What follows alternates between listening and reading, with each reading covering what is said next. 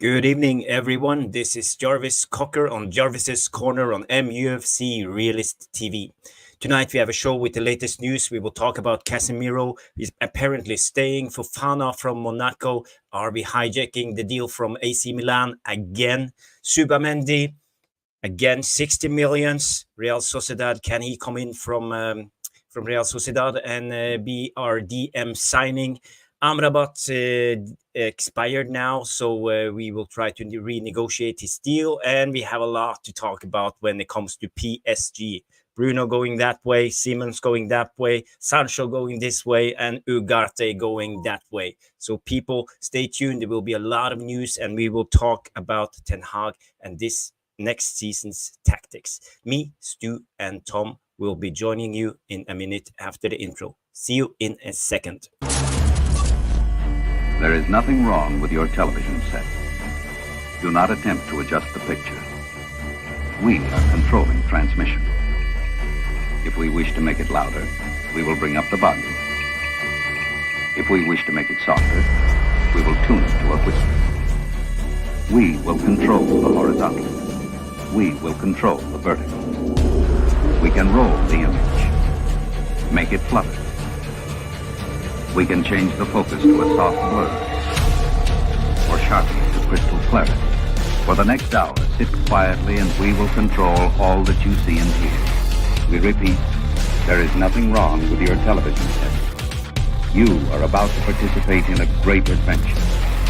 You are about to experience the awe and mystery which reaches from the inner mind to...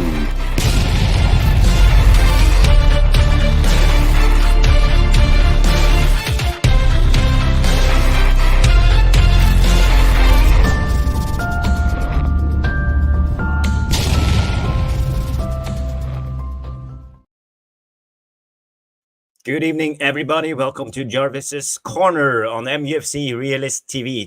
With me tonight, I have my co-host, Stu Woolley. Big up, my friend. How you doing? Yeah, big up VAR room. Big up to you, Jarvis.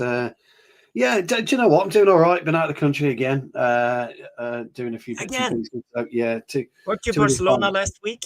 Yes, that's right. Yeah. So I had to pop over to France for a couple of days as well. But we've got a bit of training tonight, friendly again this weekend coming. So I'm looking to get back into kicking a football around. Yeah, so loads to talk about. There's lots been going on, hasn't there? Yeah, there's a lot of breaking news coming out today. But the thing is, I will wait for Tom, and then we will speak about the PSG swap deal back and forth. That's we need relatively really interesting. Dig into and think about what's going down with Bruno. Are we actually selling our best player? Well, it's an interesting one, isn't it? I've said on a few occasions that there's no sentiment in football. Nobody really knows the ins and outs of the Euro deal, as an example.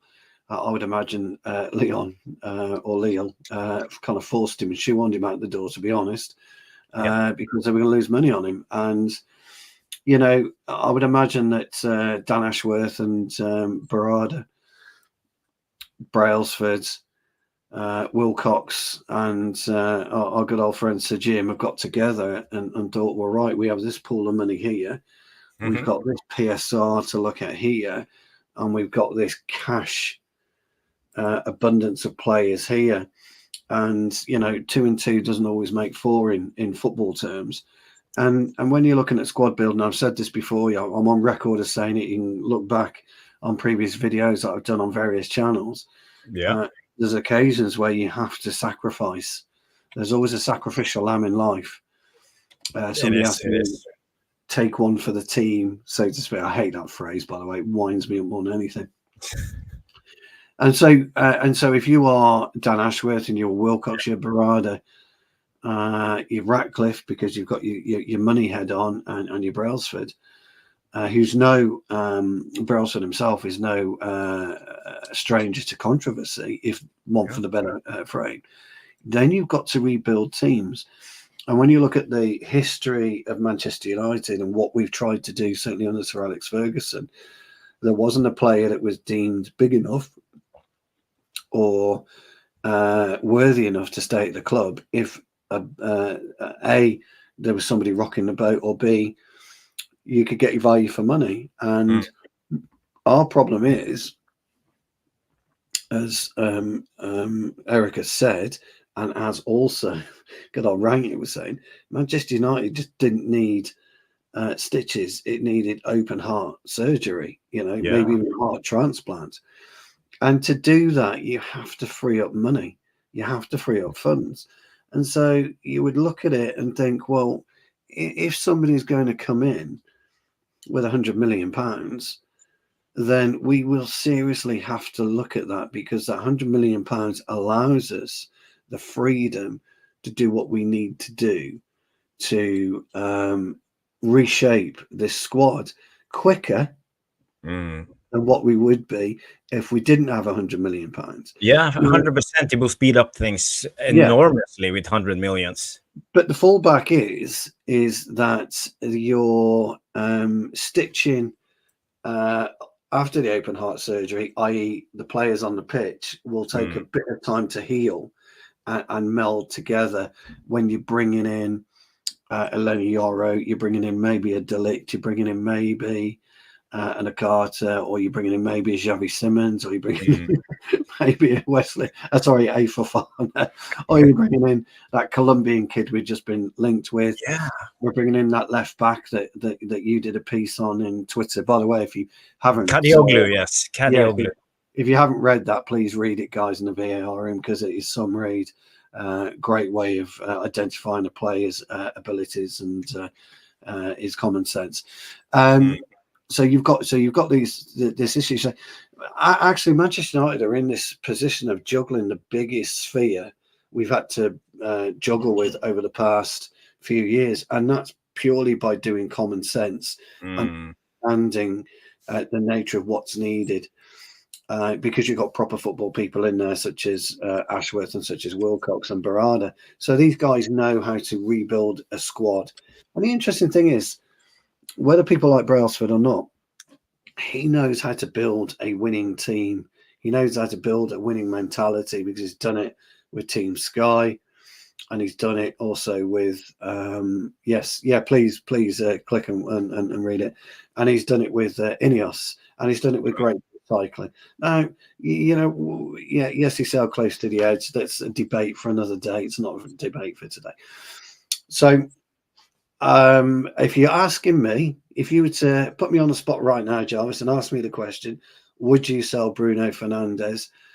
My answer would be yes, and it's purely for a fiscal squad building reason, not for the player, the personality, and the abilities that he has as a person and a leader, but it is really for 2 seasons' time.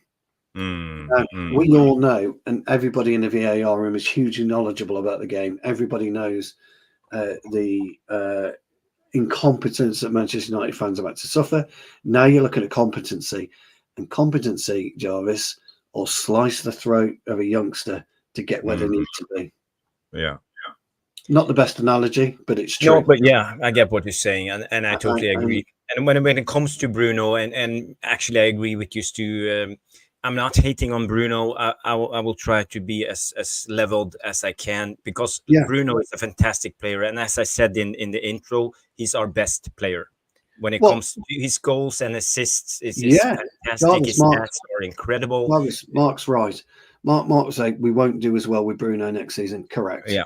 We won't, and I know that, but so will Barada, so will Wilcox, and so will So if this is seriously on the table, this PSG thing, then there'll be more thought process. I promise you now, there'll be more thought going into the sale than a straightforward decline. Interesting. We will keep discussing this Bruno Sancho swap deal with PSG. But first, I want to say hi to the VAR room. A lot of people watching. Actually, they are 267 people watching us live at the moment on Twitter and on YouTube. So I just want to say hi. Sandra Myers is here. Lucky Singh. Yes, I see the super chat. I'm going to have to get the glasses on. I'm going to have to get those glasses on. We have Danny B in the house, Mark, big up Mark N, Jamie Wayne, Eggbeg, Rob Taff, Dave 147, La Bob 23, new name I haven't seen before. Big up La Bob 23. Big up. And Nikki Cadogan, Riot V. A lot of legends in the channel, in the chat as always. Freddy's here, Lucky Singh, Duncan Bolito, the Badger is here, and now where's let's Jack? go. Where's Jack Off? Where is he, Jack Hoff? Where are you, son? Where are you? Jamie Wayne's in the house. So's Mark. Our producer's in the house. Love Mark. Superb knowledge as always. He makes a great point, by the way, and his point is we will not be as good. And the fans will turn on Ten Hag over that. They will do. But there's always a bigger picture in football. And, and that's why complacency within the game, there's no room for it. Players were complacent and have been complacent for a long, long time. So, it's not, I wouldn't be taking that lightly. No. But I do believe from a squad. Is he here, Jack Off? But I do believe it might well be. Sorry. Let's go to the super chat before. I will play the super chat. Yes. Get it. Super chat. Jeff Steele coming in with a super chat, $5 Aussie. Where's your whistle? Oh, I'll tell you what, Jeff, he's let you down miserably there, pal. I found it. It's here somewhere. He's let you down miserably there, Jeff. Unacceptable. Dear me. Oh, get it fired. Oh, God. Fired. Get him off. He's gone. You can have the honor. Read out Jeff's super chat. Jeff, thanks once again, Jeff. I mean, great support of the channel, just like everybody else is in the VAR room. Hello, Jarvis and everyone. Surely they couldn't sell Bruno and play Mount in that role. Any more news on Agate? I agree. I don't think Mount is certainly ready to take up the reins of Bruno. The interesting thing, Jeff, is, and this is kind of what I was alluding to replace Bruno isn't impossible. Because Manchester City are potentially facing a very similar dilemma with one Kevin De Bruyne. And we know what the importance of Kevin De Bruyne is at Manchester City. We know the importance of Bruno Fernandes at Manchester United. So Mount is definitely not the answer. Agate clearly, isn't the answer. So where would you go? And that's the real question. So if you were to bring in Fofana or Agate, they're more holding players. They're more to sit alongside Kobe Mainoo. That's for sure. Would you bring in Javi Simons to replace Bruno Fernandes? Wow, that is a tall order. And that's the link where we are, because the link is Javi Simons. He's a kind of a 10. That's where he plays. That's where he played for Holland in the European Championships. That was the club thinking, in my opinion. Now, I have no concrete knowledge of that. And do I think Javi Simons would do the job of Bruno? Absolutely not. Not for me. But eventually, he may well be. It's one of those. What I'm talking about at this point in time is an influx of money, which probably to do what we want to do will give us that. Maybe it would certainly give us that longer yard than what we've got at the moment. So it's a very, very difficult one, but there is a reason we're linked to Simons, and there's also a reason why there's Bruno Fernandes stories come out. I would say. Yeah, to answer your question, any more news on Ugarte? I would say no, there's no big news on Ugarte. But the thing is, if you want to read between the lines, you can see today United have been linked to a midfielder called Richard Rios, I think, the guy from Colombia, youngster. Brilliant We have player. been linked to Subamendi again, and the Fofana rumors have come back again. Think about So I would say that Mendy. basically, I think we are looking elsewhere because PSG is demanding too much money. And Ineos just say, okay, if that's how you want to play, we will look elsewhere. So But for the thing me, I about think the Mendy, Ugarte deal is on stall at the moment. But that's just my 100%. personal opinion. No, I think you're right. And for Mendy, however you pronounce it, he's a 60 million euro 60 player. million 60 million. Subamendi for Real Sociedad is demanding, but he's on his last year of his contract. Yeah. So you've got to go somewhere. If you are going to fork out 42 million euros or 50 million euros for De Ligt, if you are going to do that, and you want to go in for Mendy, however you pronounce it. Sorry, it runs out 2027. So my bad. It's Fofana who's running out the contract next season. Yeah, it's Fofana. Yeah, something's got to give with that type of money. With 100 million, something's got to give somewhere, and you're not going to get that type of money for McTominay. Casemiro won't get 60 million. You're looking at possibly, what do you reckon, Jarvis? 20? Yeah, 25. If Saudi comes in, you never know when it comes to. You might get a bit more with Saudi. Yeah. They will bring up to 50, but 10 also. I don't know. Yeah, so you might get a bit there, but that's two players out the door. Maybe 50 million, maybe 60 million. And that's one player. So, look, it's not a popular opinion. I get it. I'm fine with with you guys coming after me over it. It isn't a popular opinion. I understand that, but it is an opinion that makes fiscal sense. Yeah, depends what doesn't it, Jarvis? I mean, I'll tell you what. You put yourself in Omar Barada's position.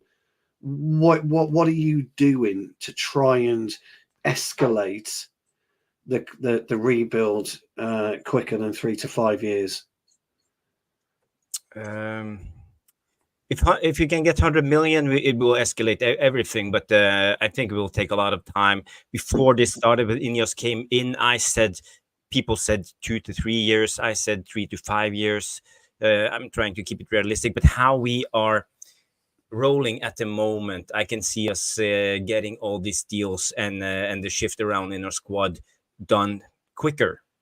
Yes, and I totally agree, and I'm with Brendan on this. It does make it. It's horrible, isn't it? It's hard, but it does make that kind of sense. So, that's where I'm at with it. I know that West Ham are supposedly in contact with us about McTominay and Wan-Bissaka. I think that's Mark's saying that Zubimendi, no chance, apparently. Okay, and Mark knows his stuff, doesn't he? Yeah. Mark knows his stuff. So I think the more likely departure is our good friend Jadon.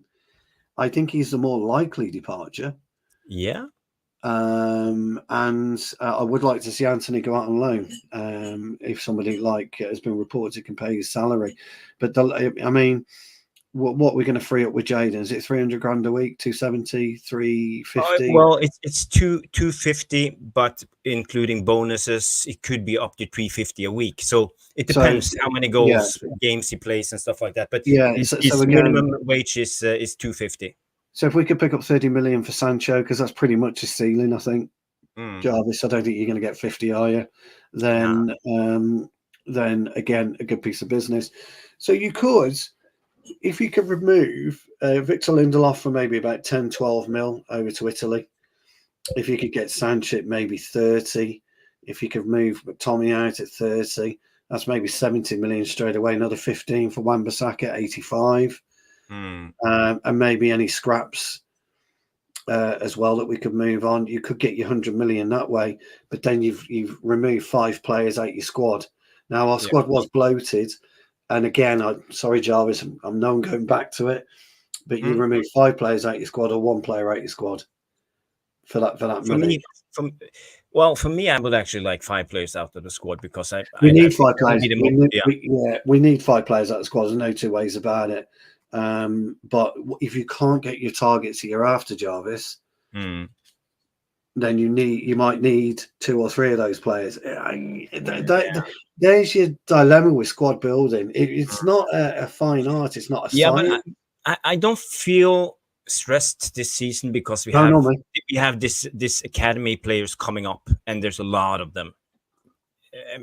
We saw Collier; he will most likely play a vital role this season. Harry Amas came in; he played a couple of games, done really well. Collier looked very good, didn't he? He looked very good. But that other midfielder, the one with the headband. Yes, I'm going to say Adeyi. I know it isn't Adeyi. Before you jump on me VAR room, I'm going to say Adeyi. What I liked about him, I got my assist wrong. I thought that was massively interesting. You know, when he's talking, he said, "I'm a bit annoyed with myself with the assist." I thought Hugo put it away beautifully. Brilliant strike. But he got his assist wrong. And I like that. And I was wondering, I was watching it, I'm thinking, where did you get your assist wrong? Did you put it too wide? Too wide on the right, but he managed to get his foot around it. So I bet that's the type of young player we want in our squad, somebody who's identified an error and will put it right next time. And I don't think it was an error, by the way. I'm just pointing that out. Yeah. Someone in the chat type out the name of that guy with the headband. So we know you'll know. We know you'll know. But much better than us. Now, Freddie's coming on with a huge list. Adhaji? No. Freddie, he's come on with a huge list. He says sell Lindelof, Sancho, Aaron Wan-Bissaka, Pellistri, Eriksen. So we were talking about Lindelof, Sancho, Wan-Bissaka. Big money for those, potentially, or money for those. Pellistri, I think you're down at probably the Willy Kambala money, about 8 mil. And Eriksen, you just say thanks, but you move on a free. Agartha, De Ligt, Rabiot for free. And that you see, Agartha, De Ligt alone, if we've got to pay the money to get them, you're talking at already Lindelof, Sancho, Wan-Bissaka money there. Yeah, we are.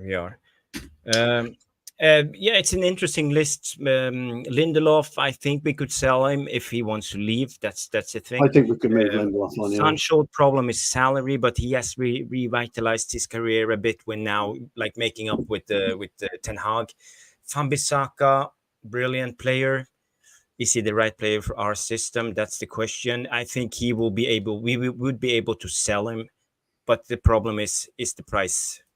Can we get the right price? Because I think he's worth almost somewhere in between 35 to 40 millions.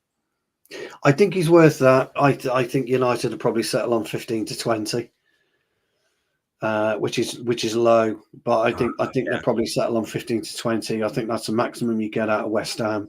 That's the maximum you prize out of Crystal Palace, Fulham, unless we did a deal and got Robertson in.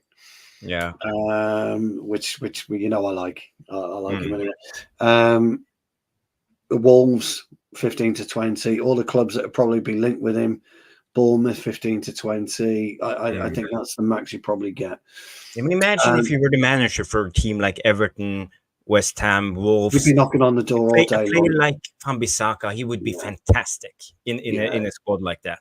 Yeah, you'd be knocking on our door and saying, look, can we do a deal? Is there a potential to do a deal? People are trying to push their Sancho and Agartha deal, through. If we give you Sancho and 10 million, will that be enough? For PSG, it won't work that way. Sometimes those deals just can't get done. They're too difficult. You're better off doing 2 separate transfers on that one. I think if I was Sancho, I'd be trying to go to Juventus. I think it's a better fit for him. Because what I read today, Sancho as part of the Mbappe deal. Do me a favour. Come on. You can't just replace Mbappe with Jadon Sancho, can you? Come on. Let's be real. But Sancho is a great player. You know, his abilities. You know, he's he's my a lad's star favorite player. player. He's my lad's He, favorite player. he can do magic with the ball. Yeah, And, yeah. and the thing is, if he plays at his best, he's world class. At his best. But I've got a question for you then. Yeah. And are you putting Sancho in above Anthony? We know the answer to that. Yeah. But are you putting him above Ahmad? It's just a question. Yeah, I'm not saying Ahmad's a better player or not. No, it's a good question. You know, if we can get Sancho from Borussia Dortmund period 1 back on track working, he would be a brilliant asset to have in our squad. But yes, I don't think I think that ship has sailed. I don't see him coming back at his best level. I see him coming back and actually can contribute this season if he gets to play. But we have seen him playing on the left, and he has said himself he wants to play on the left. That's his best position. And which is either going to be potentially and we have Rashford and Garnacho. And the other question is, and again, VAR, feel free to chime in on this one. Who scores the most goals, Ahmad or Sancho? Yeah, for me, it's Ahmad all the way. Ahmad all the way. I can see his potential. His low center of gravity, his balance, how he controls the ball, his decision making. For me, I think he will be brilliant this season. What we have seen so far in the friendlies. Yeah. Wow. Yeah, Ahmed, you're right. He's got that low center of gravity. He's got that ability to go right and left of the defender, which I quite like. So he can commit down to the right side, left side of the defender, right side from him. He can commit right side defender, left side for him. And he's got that ability to curl in from the corner of the 18-yard box as well. It's kind of why I said, do you remember last week when I brought up, everybody's babbling on about this Lamine Yamal's wonderful left foot strike, and I said to you, haven't we seen that with Anthony before? Yes, we have, but we've seen it with Ahmed to a lesser extent. We've seen it with Ahmed. It's not always about ability; it's the actual balls to take your player on and get the shot. That's the real key element to it. Sometimes not the goal, because we've seen Foden on a few occasions cut in and do something very similar to Lamine Yamal, haven't we? And Anthony and Ahmad and a variety of other players. But it's having the stones to think, right, I'm going to go at you. And if I lose the ball, I lose the ball, but I'm going to go at you. And there's something about Ahmad that allows him to do that. Yeah. Whereas Anthony would just dilly-dally with his little feet, and he try and do a step here, step there, and then before you know it, defenders in on him. Ahmad doesn't allow that time, does he? Yeah, but Mark, an interesting comment. Stu, you read my analysis of Kadioglu, and it was not just a analysis of him, but it's about the new role of the fullback and how they dribble inverted, they make overloads, and they actually make a snowball effect for the rest of the team or for the attack. So it's such more important now for the modern football in a way. But usually we are used to wingers, because the wingers receive the ball and they try to take on their fullback, dribble their man and cross or cut in to shoot. Yeah. But we see it less and less now. And using Anthony as an example, they always come square on their defender and forced to pass the ball backwards. Yeah, as a fullback, as an opposing fullback, I love it. I can come and square me up all day long. As long as I've got my balance right, I'm slightly leaning to the left or I'm slightly leaning to the right. And what I mean by that is, if he does push it with his right foot, I'm ready to go. I'm ready to chase you down the line and try and at least prevent a decent cross going into the 18-yard box. And when I'm in slight to the right, then I'm ready to stop you cutting in. I'm just going to step forward and I'm going to hopefully body check you to stop you from penetrating that area. Now, when we spoke about fullbacks, do you remember a while ago when you put this heat map on? Yep.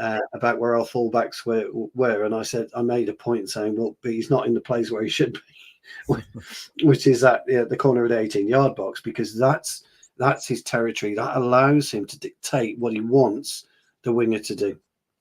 What I liked about your analogy, forgive me, I keep forgetting his name. What I liked about your analogy was, yeah, got it. The way that you almost followed him into position on the actual pitch. You followed him from the kind of our 18-yard box to the opposition's 18-yard box. And I quite liked about the way you described his intertwined movement. So what I mean by that, he's not just straight. He's not from one corner of the area to the other corner of the area. He's looking, and he's trying. He will take the ball off a central defensive midfielder. He will take it off an 8, and he will take it off a 10. But ultimately, when he gets from one box to the other box, he knows exactly where to attack at the right time and the right position to attack. And that's what makes a attacking left back or an attacking fullback really difficult, because it's a difficult skill, because ideally your fullback's there to defend. So it's to defend the 18-yard depth. That's where you are, because I mean, you were in your youth a midfielder, but would play out sometimes wide, wouldn't you? I remember you telling me, and you know where to attack in that particular area. And a fullback has got to know and has got to learn and has got to identify what you are doing as a forward. So it's even more dangerous if you're a fullback to try and watch the other fullback on his mannerisms with the ball. Do you know what I mean by that? So I'm watching the game unfold, and I'm trying to watch and pick different mannerisms. You know, the way they take the ball, how they deal with it. You know, what's their favourite foot, what isn't their favourite foot. But when you're watching a defender, you're not watching his attacking stance. So when he picks up the ball, you're not watching initially what's his favourite foot. I'm a right footer, but I always pick the ball up with my left. Yeah. I always take it. I always take the ball with my left. Don't ask me why. And I start my phase of play with my left foot, but I'm a right-footed player. And so, you know, people aren't necessarily watching me, but as he kind of wanders forward, and he gets himself sometimes inverted, sometimes wing. You know, he plays wing, doesn't he? He's a bit of both. It becomes very difficult to ascertain as an opposition player what's his strength. I find it almost impossible, and that's what I got from what you were trying to say. And the thing is also, if you're a fullback and you're a dribbling fullback and you invert because you're on the side, you're on the, let's say, left side, and you're a right footer.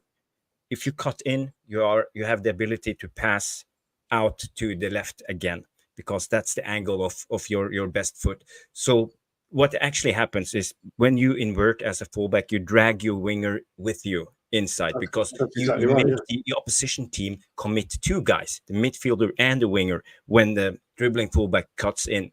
So you open up space for the wingers to be isolated one against the fullback much easier. So you can pass that ball back into the zone for the wingers again. So actually now the creating force in the modern day football is the fullback, I would say. And if you can have a fullback like Kadioglu, but not only Kadioglu, I seen other fullbacks, and especially I would say I saw against Glasgow Rangers, Harry Amas. He did that a couple of times. He did with the ball. Yeah, he did. So he's this kind of same type of player, I would say. No, yeah. Look, I like Amas, as you well know. I like what he stands for. I like the way that he carries the ball. He's quite a strong boy for a young 17-year-old. Or is he 18 yet? Harry Amas, I think he's 19, but I will check. Was he 19? I thought he was only. Anyway. No, he's 17. 17. I thought he was. Yeah, I thought he was. But he carries the ball really well. And you're right. The inverted fullback is great if sometimes you're playing a 3 at the back. Doesn't necessarily work all the time with a 2 at the back, and that's because if you are 2 central defenders here and you're inverted to pretty much parallel in front of your central defender, you've got this huge gap in behind you if your winger hasn't come back slightly. So it's slightly dangerous, isn't it, with just 2? So sometimes you do need I tell you why, and we all know why it works for Man City, by the way, guys. John Stones. When John Stones plays in the middle of the park, what's he do?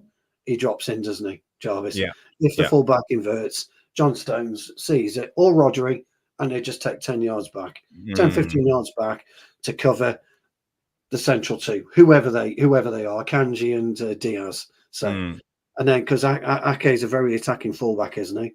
And we know where Carl Walker spends most of his time in the opposition half. We saw that to England's cost. So does that mean, guys, in the VAR room, a question from myself and Jarvis to you? Are we setting up to play 3 at the back, 3 central defenders, 2 wing backs, or are we setting up to play 2 centre halves with 2 attacking fullbacks? So I'm not talking wing backs, I'm talking attacking fullbacks. I'd love to know your thoughts, guys. I really would. Hey, Trev's in the Trev's giving me grief. What's he saying? He said Trevor Wade comes in and says 2 tops Yes, well done, Trev. It doesn't make sense with its mouth. I love the abuse. I love the abuse Trev gives me. He's ace. He's ace. We'll get him on one day and we'll debate him. Yeah. You should do that. I just want to show this. There's a lot of music here. I just want to show you guys a clip. Okay, there's the sound. We'll do this again. I will bring this on screen. 2 seconds. Sorry for me. This is a great page, by the way. Double pivot combination. And this is see how you go from a 4-3-3 to a 4-4-2 or 2-4-4. You see the movement. It will go on repeat, so you can see it once more. Now it starts.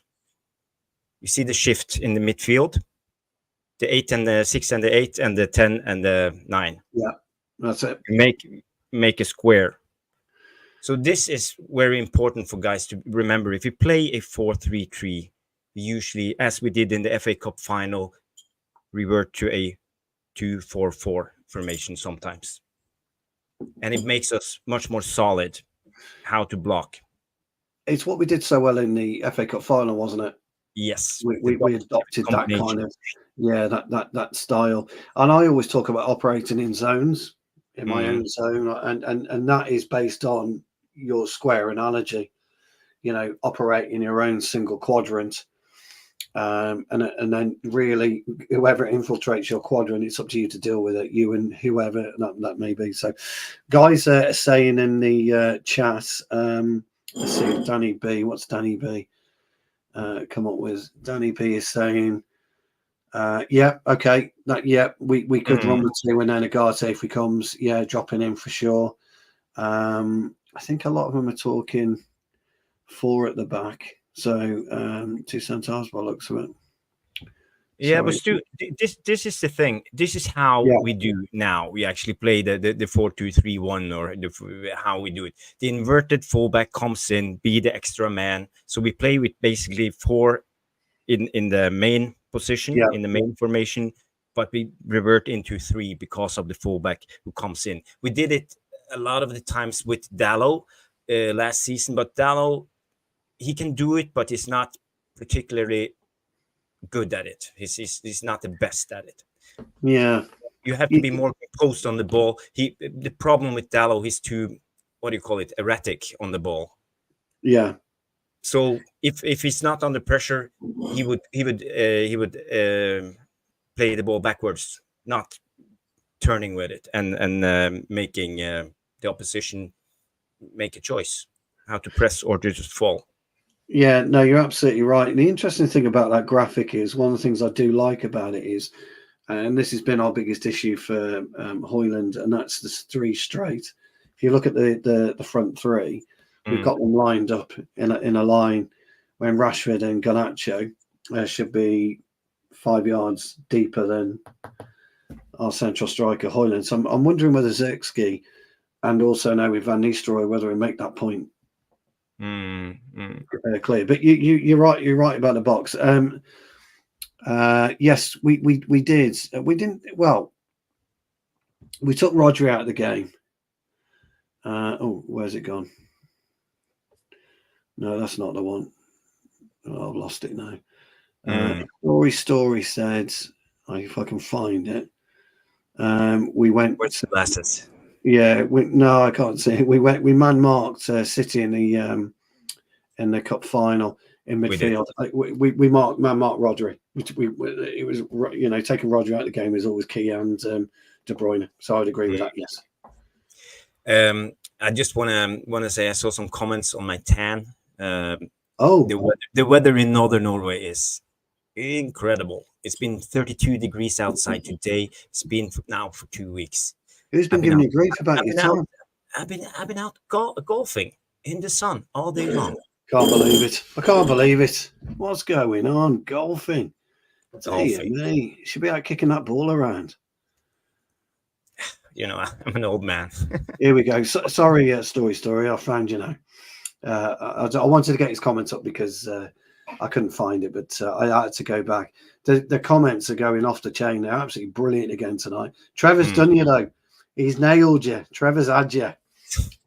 Welcome to the Trevor Wade Club. It's about time somebody else got some grief. I just want to say hi to Johnny K. He's in the house. Good evening, all. Johnny K. Big up. Join us, Johnny, if you can. Join us. Let us know. Yeah, I send you the link if you like.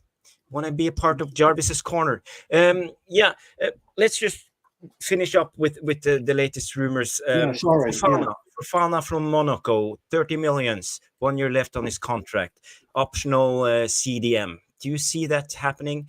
And there's a lot of people talking about Fofana as a better option than Ugarte because Fofana is much better on the ball. Yes. I think if you can get Fofana for 30 mil, then that comes into no-brainer category for me. I think he's a brilliant player. I like him. But you're right. Ugarte's issue was not to do with tackling, not to do with breaking up the play, not to do with his positional play, but it's his use of the ball when he has it at his feet. Fofana would, get rid of all that. Great play.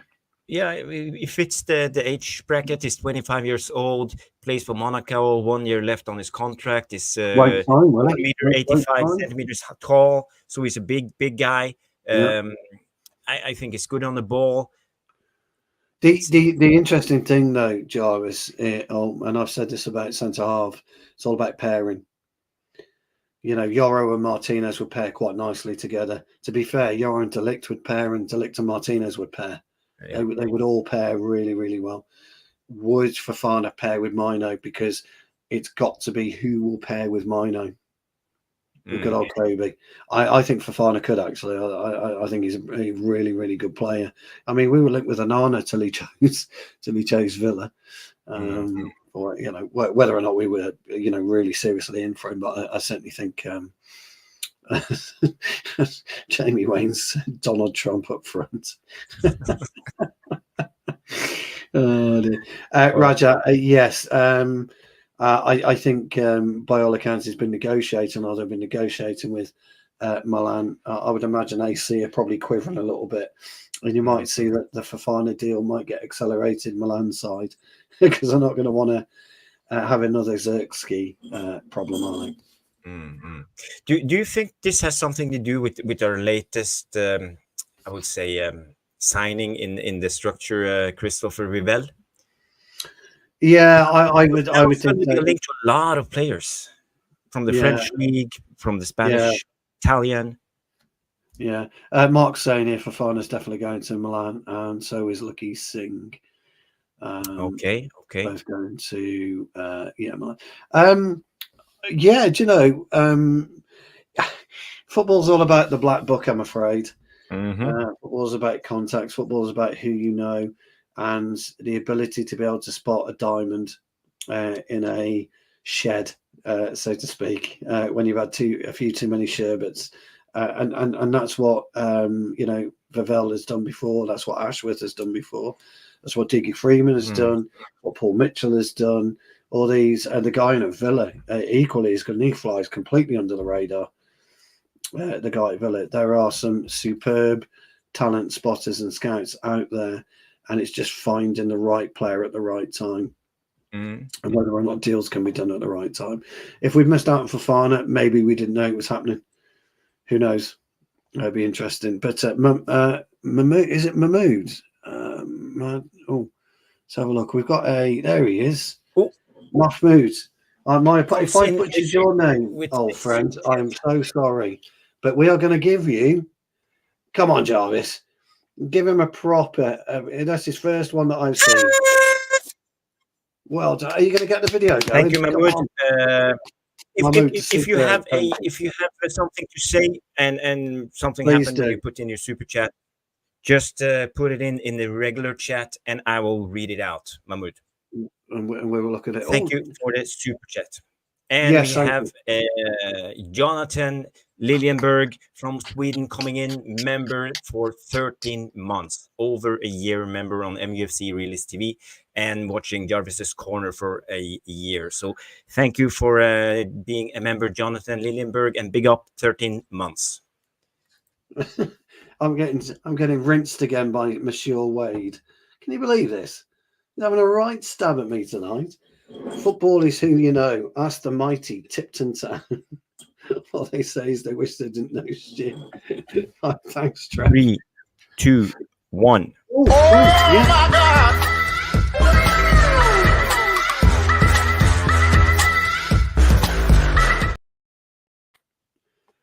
Wow. Jonathan Liljenberg coming in. He gifted 5 MUFC Realist TV memberships. We have new members: Beg, Amber, Ghost, Vincent Bullock from Flying Pig United. Big up, Vincent. Big up. Locker 45 and Nate Team Beg. Welcome to the team, and remember to thank the legend Jonathan Liljenberg, who also been a member for 13 months. And Stephanie's reporting 75 likes, everybody. So there's hundreds of you watching, so please hit that like button and subscribe. Yes. Press the bell for notifications. We're up to 76 likes now. Yeah. So also remember, please get your questions in. Except Trev, he's had his 15 minutes of fame tonight. Now, now he's giving me that abuse. But please get your questions in. We will be doing Q&A a little bit later. If there's anything you want to know, anything about Jarvis and his footballing career, just anything you want to know. His tan, his hairstyle, whatever, anything you want to know. Just ask. My fantastic physique. Yeah, well, that is a physique. Yes. Ask him about his golf. Yeah. Well, it's nothing much to write home. My handicap is 35, but I'm only playing for 1 month. Oh, that's brilliant. Good evening, Kingdom FC, wherever. Kingdom FC. Good evening. Stu, I just want to go back to the PSG Bruno Sancho thing. Yeah. Do you see Javi Simons as a replacement for Bruno? And is he a similar type of player, or do you see him as a different type of player than Bruno in the number 10? Is he rolling? Is he creative? Is he like Odegaard? Is he more like Bruno? How do you see him? I don't really rate Javi Simons, to be honest. I thought he had an okay Euros. He played in the 10. He was picked. I think for me, you wouldn't. You wouldn't have him over Bruno Fernandes. But I agree with Brendan. He would change the dynamics of how the team moves. He's a bit quicker, as we know. He's a lot smaller, as we know. I'm not really sure his physique is set up just yet for the Premier League. So in answer directly to your question, no, I wouldn't have Simons in place of Bruno. No. For me, I think he looks good. As Brendan says here, comes in with a brilliant comment. Xavi will change the dynamic of how the team moves. I see more of a Odegaard type of player than a Bruno type of player. Yeah, he's not. I don't think he's a Bruno player. I think with him, we will move the ball better from side to side. He won't take every opportunity to try the through ball. He will develop the ball in a much better way, and we will play with more patience with him. And this is have been my critique of Bruno, I would say, the last couple of seasons. I think he gives away the ball too easily. It takes too many chances, more than I would like to see.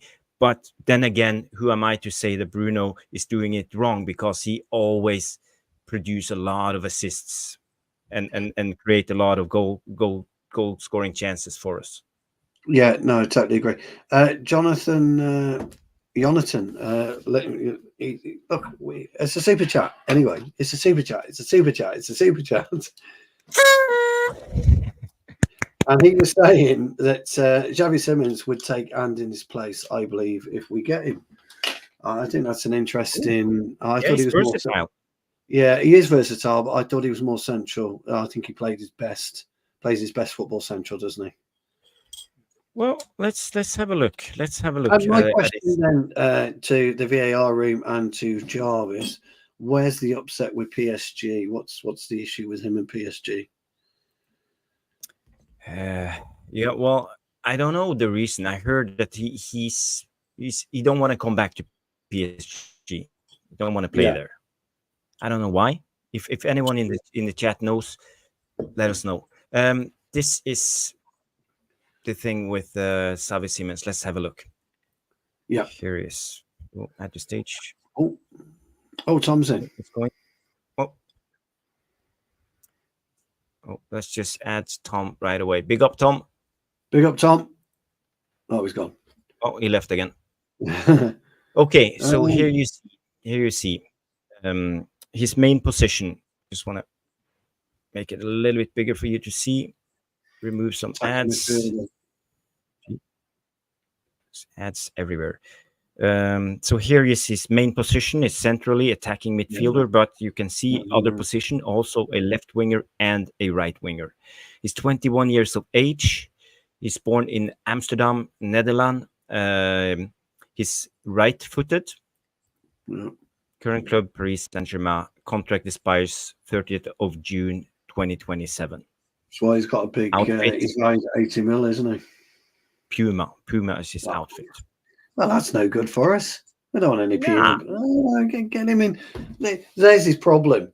He's not wearing World Cups or Copa Mundials. That's his issue. Straight away. Yeah. But he got a market value of 80 million euros. Jeff's back in with another super chat. Ooh, another super chat from Jeff. Absolutely, Jeff ripping it up. We both pressing at the same time, probably. I want competition for places. Super chat. Super chat.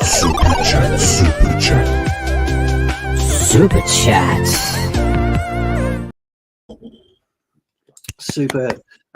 Jeff says he would like competition for places at United. Totally agree. Sancho and Rashford for the left, and Ahmed and Garnacho for the right. Wazirski for Holland. Yeah, absolutely. Look, again, I've got no issues with keeping Bruno. I just don't. I just feel that as an exercise of cash raising, or maybe even Rashford. I mean, Mark floated Rashford earlier on in the chat. Mark, if you're still watching. These. You see, Trev, I've worn Kings, and they're average on the right pair of feet, woeful on other pairs of feet. Whereas a Copa Mundials, they have a certain je ne sais quoi that mould to the foot of a certain player. So I'm down with you on the Kings. I've got no issues with the Kings. Night Tiempos as well. They're not Copa Mundials. The greatest boots, along with World Cups ever. Tom, welcome. How you doing? Welcome, Tom. Yeah. Apologies, gents, for being nearly an hour late. I'll make up the time for it, but I've had a really late minute phone call and I couldn't get away from it. So no worries, Tom. There's only 486 people watching us. I've not let many people. Don't feel bad. Don't feel bad. They've not been watching us. They've been waiting for you, Tom. They're not interested. They're like looking at their watches. Bloody hell, have I got to listen to these two drone on? Where's Tom? Big up everyone anyway. Tom, I don't know if you caught the last thing we were talking about. We were talking about Xavi Simons because there's been some rumors today about the United and PSG. Basically talking about a lot of players. Bruno is going to PSG. Sancho is going to PSG. Ugarte is the other way, and Xavi Simons the other way. What's your thoughts on this latest rumors?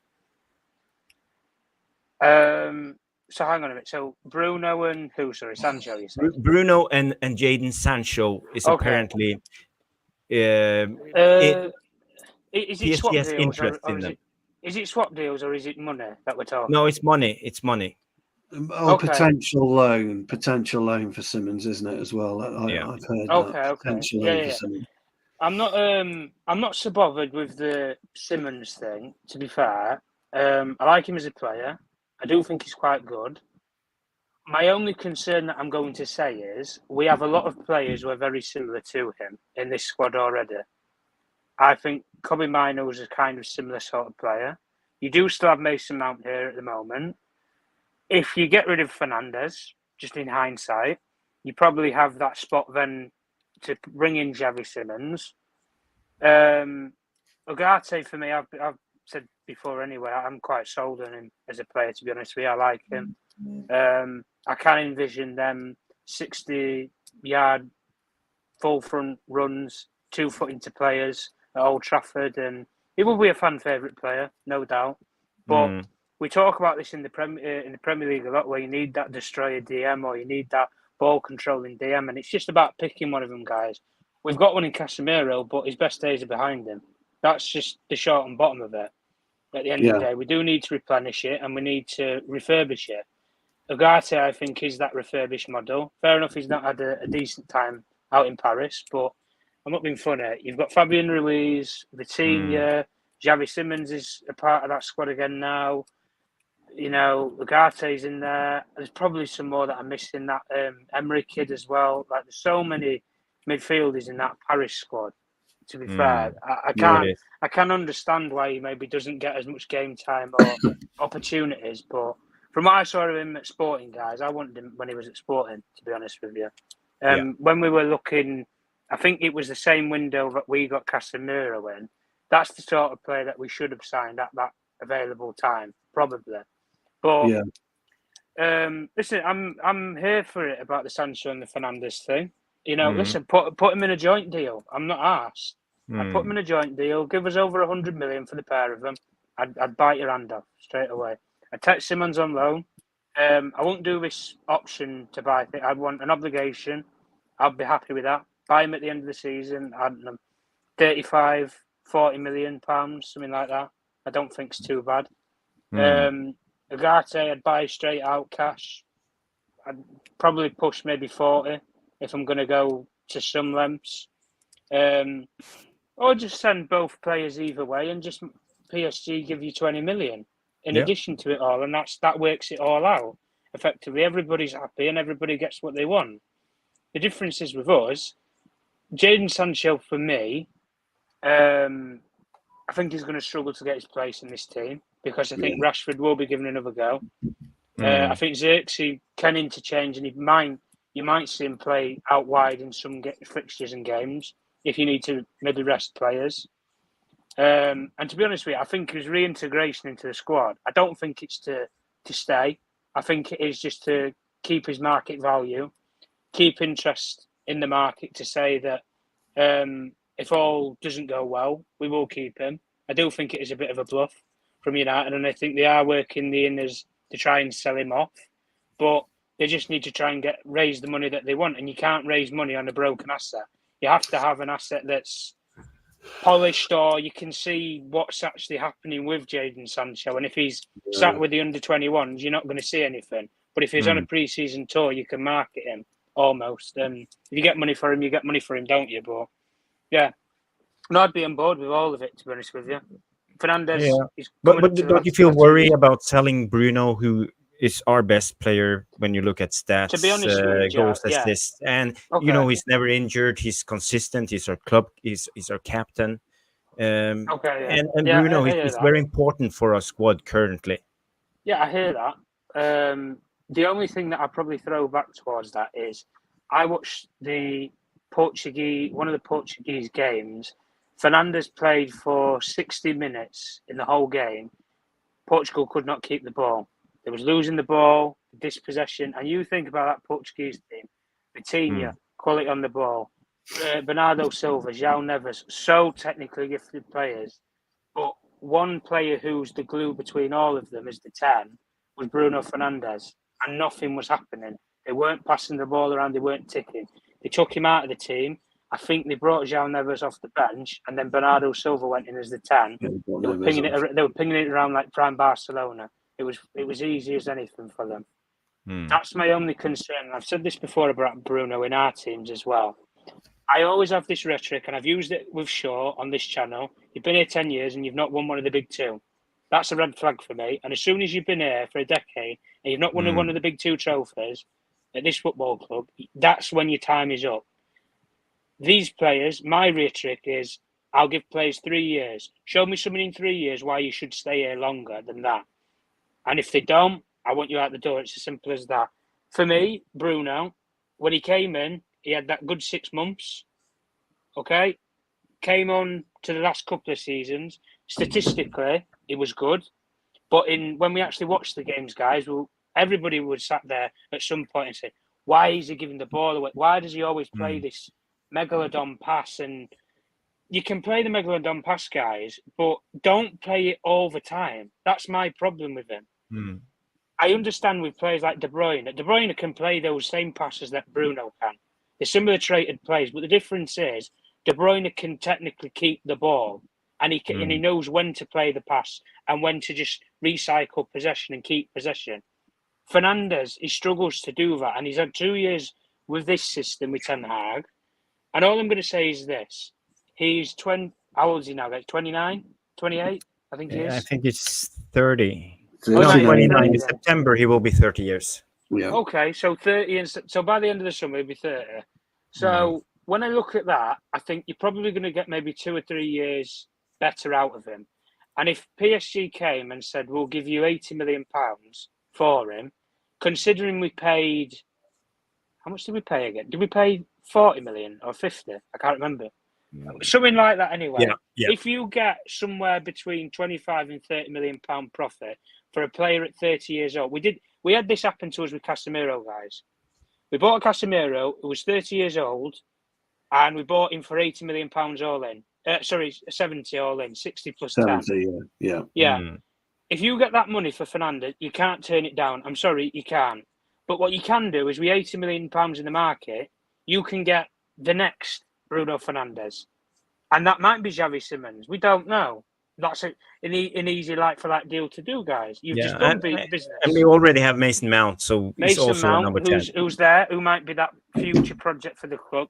The only thing that I'm saying, guys, is the way that we're moving right now, we want to lower the average age of the squad. We've got rid of 2 aging strikers more recently with Martial, and players like Vegas and stuff were a little bit older when we had them on the books, so to speak. We are trying to go down this younger model. Lenny Euro replaces all of our young defenders, eclipses them massively by signing him.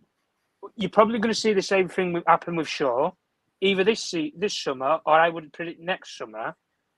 A younger left back will come into this club who will fight for that place, or will take that place from him. And I think that you're doing the same thing with Ugarte in midfield. You're getting rid of the old and in with the new. Casemiro for Ugarte. You might do the same with Javi Simons and Bruno Fernandes. I don't know. We're speculating here. But at the end of the day, you can't turn down that sort of money in football. You can't. Yeah. And we all thought that this Fernandes thing was going to come from Saudi Arabia. We didn't even think about PSG.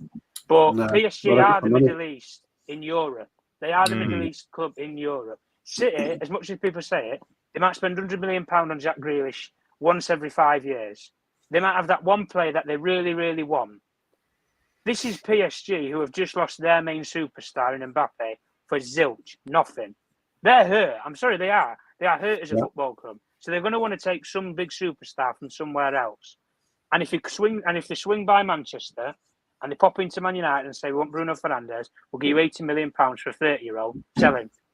Seriously, sell him. because you can do so much better with that, guys. And then from there, yeah, you might lose statistically a good player, but this team, I've seen this team flow concurrently without Bruno Fernandes in midfield. I saw it against Palace when we smashed them 3-0. Our kids versus their kids. And if you want to bring it down to coaching, guys, our kids won over Palace, fair enough, yeah. But I saw the way that team controlled the ball, kept the ball and played. That's my point anyway. But at the end of the day with it all, the only point that I'd probably say I agree with Jarvis is the captaincy thing. But I believe with the sort of players that we've brought into this squad right now, and we've got, I think you can already pick a captain if Fernandes left anyway tomorrow. Because you could argue that Martinez can be that captain when he plays most of the time. Ugarte, a player that you're bringing in right now, has captain qualities. He has those traits. If you keep Casemiro on the books, guys, right now for this season, he could take the armband. He speaks English, supposedly anyway now. He's got a brief grasp of the language. There's players in this squad that I think can stand up and take the armband from Bruno Fernandes if it needs to happen. Yep. Who knows? He might go for somebody different like Dalot. We don't know. But if the money's there, you have to take this deal. As much as people, it might annoy the fans because he's a fan favourite, guys. Sometimes finance has to take over football. Yeah, we have to be ruthless. We have a super chat. A lot of people in the chat agrees with you, Tom, and you made some great points. But we have a super chat we have to address. We have from Mahmoud Bavani. Is this Mahmoud re-gifting another super chat because his text didn't come? So thank you, buddy. Absolutely brilliant. Yes. I think he deserves a super chat jingle. Yes, you're right. Let's super chat, super chat, super chat, super chat. Yes, Mahmoud. I was just wondering if Bruno really goes. What players really do we have to be a captain and a character? I think we've got one or two there, Mahmoud. I would tell you though, I never pay any attention to my skipper. Never have done, never will do. Throughout all my years of playing, I get on with my own game. But you do need somebody on there to do the coin toss. And I think Jarvis should be our skipper. He would go out there, do the coin toss, and then wave to the crowds, wander off and stand on the sideline. Tom's mentioned them. You would look at Martinez pretty much straight away. You would look at Ugarte. You could look at, people will hate it, but you could look at Onana. It depends what type of person you need, and as a footballer, quite frankly, it's just an armband. It's captain years ago. When I was growing up, and I'm talking years ago, VAR, I really am. The captain meant something. He used to take the manager's instructions onto the pitch, and he would be the voice that you heard. Nowadays, it's more of a symbolic gesture. I'm sorry to say. I know people won't agree with me, and I get it, but it really is, I'm afraid. For the captain as well, Stu, one thing that I'd point out, it doesn't have to be this technical superstar. It doesn't have to be anything special. Like you look at Manchester United's captains over the years. Like, let's take it into Gary Neville was a captain of Manchester United. Was he anything brilliant as a right back other than he could defend and maybe make a couple of blocks? The guy couldn't hit a barnyard door, and he was Man United captain. That's just a rear trick around Gary Neville. Roy Keane, you could stonewall Roy Keane that people talk about and everything, but people maybe characterising him, say, would he work in the modern day era with how it's so technically gifted and how football, you can't get away with what you used to do back in the day. That's a debate that people have. The difference is, I'm not bothered if Ten Hag looks at his squad and looks at somebody and thinks, he might surprise us. We don't know. He might look at Diogo Dalot. He's been here a couple of years. He's worked under this structure. He might be a voice in the dressing room that we don't even see, guys. That's the point that I'm trying to make. But the difference is, what the great teams in Europe have right now is they have like 4 or 5 players. None of them one of them wears the armband, but they're all captains in their own right. Yeah. You had it a couple of years ago with City, where there was 4 players in that City group, I would argue, were all captains, but only Vincent Kompany wore that armband. There was Kompany, exactly right. there was Sterling, Kyle Walker, and John Stones. Those were the main 4 in that group who were the characters who actually designated what Pep wanted to implement on that pitch. And they ordered the whole team system, if we need to drop back, if we need to do whatever.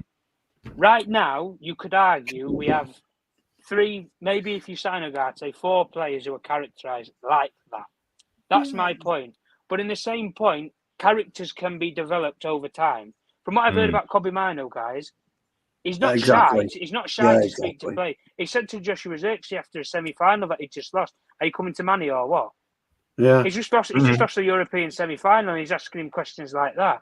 Apparently, he contacted Lenny Oro, and they've sort of been discussing it. He's not even a Man United player. And you look at these sort of characteristics, guys, with players, they can model into that player. They can. I mean, for me, Tom, you know, and I genuinely mean this. I skip a tips in town, as you all know, and nobody pays attention to me. By the way, let me be clear about that. Nobody pays a blind bit of notice because you're too busy concentrating on your game. You just want to make sure that when you're walking into that changing room on a Saturday afternoon at 1:30, you're looking around and you've got 20 winners.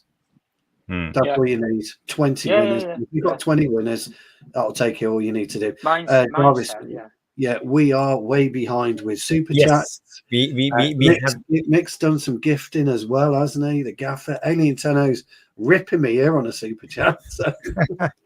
let's go first to Mick. Comes in with the Super Chat. It's 100 likes and paper rock scissor duo. Who will do the KFC chicken dance? Oh, unfortunately, I'm doing the chicken dance on Jarvis's corner. I will give that to Tom. Yeah, Tom can do the chicken dance. Yeah. We think Tom can do the chicken dance. Mick's Gaffer's also done.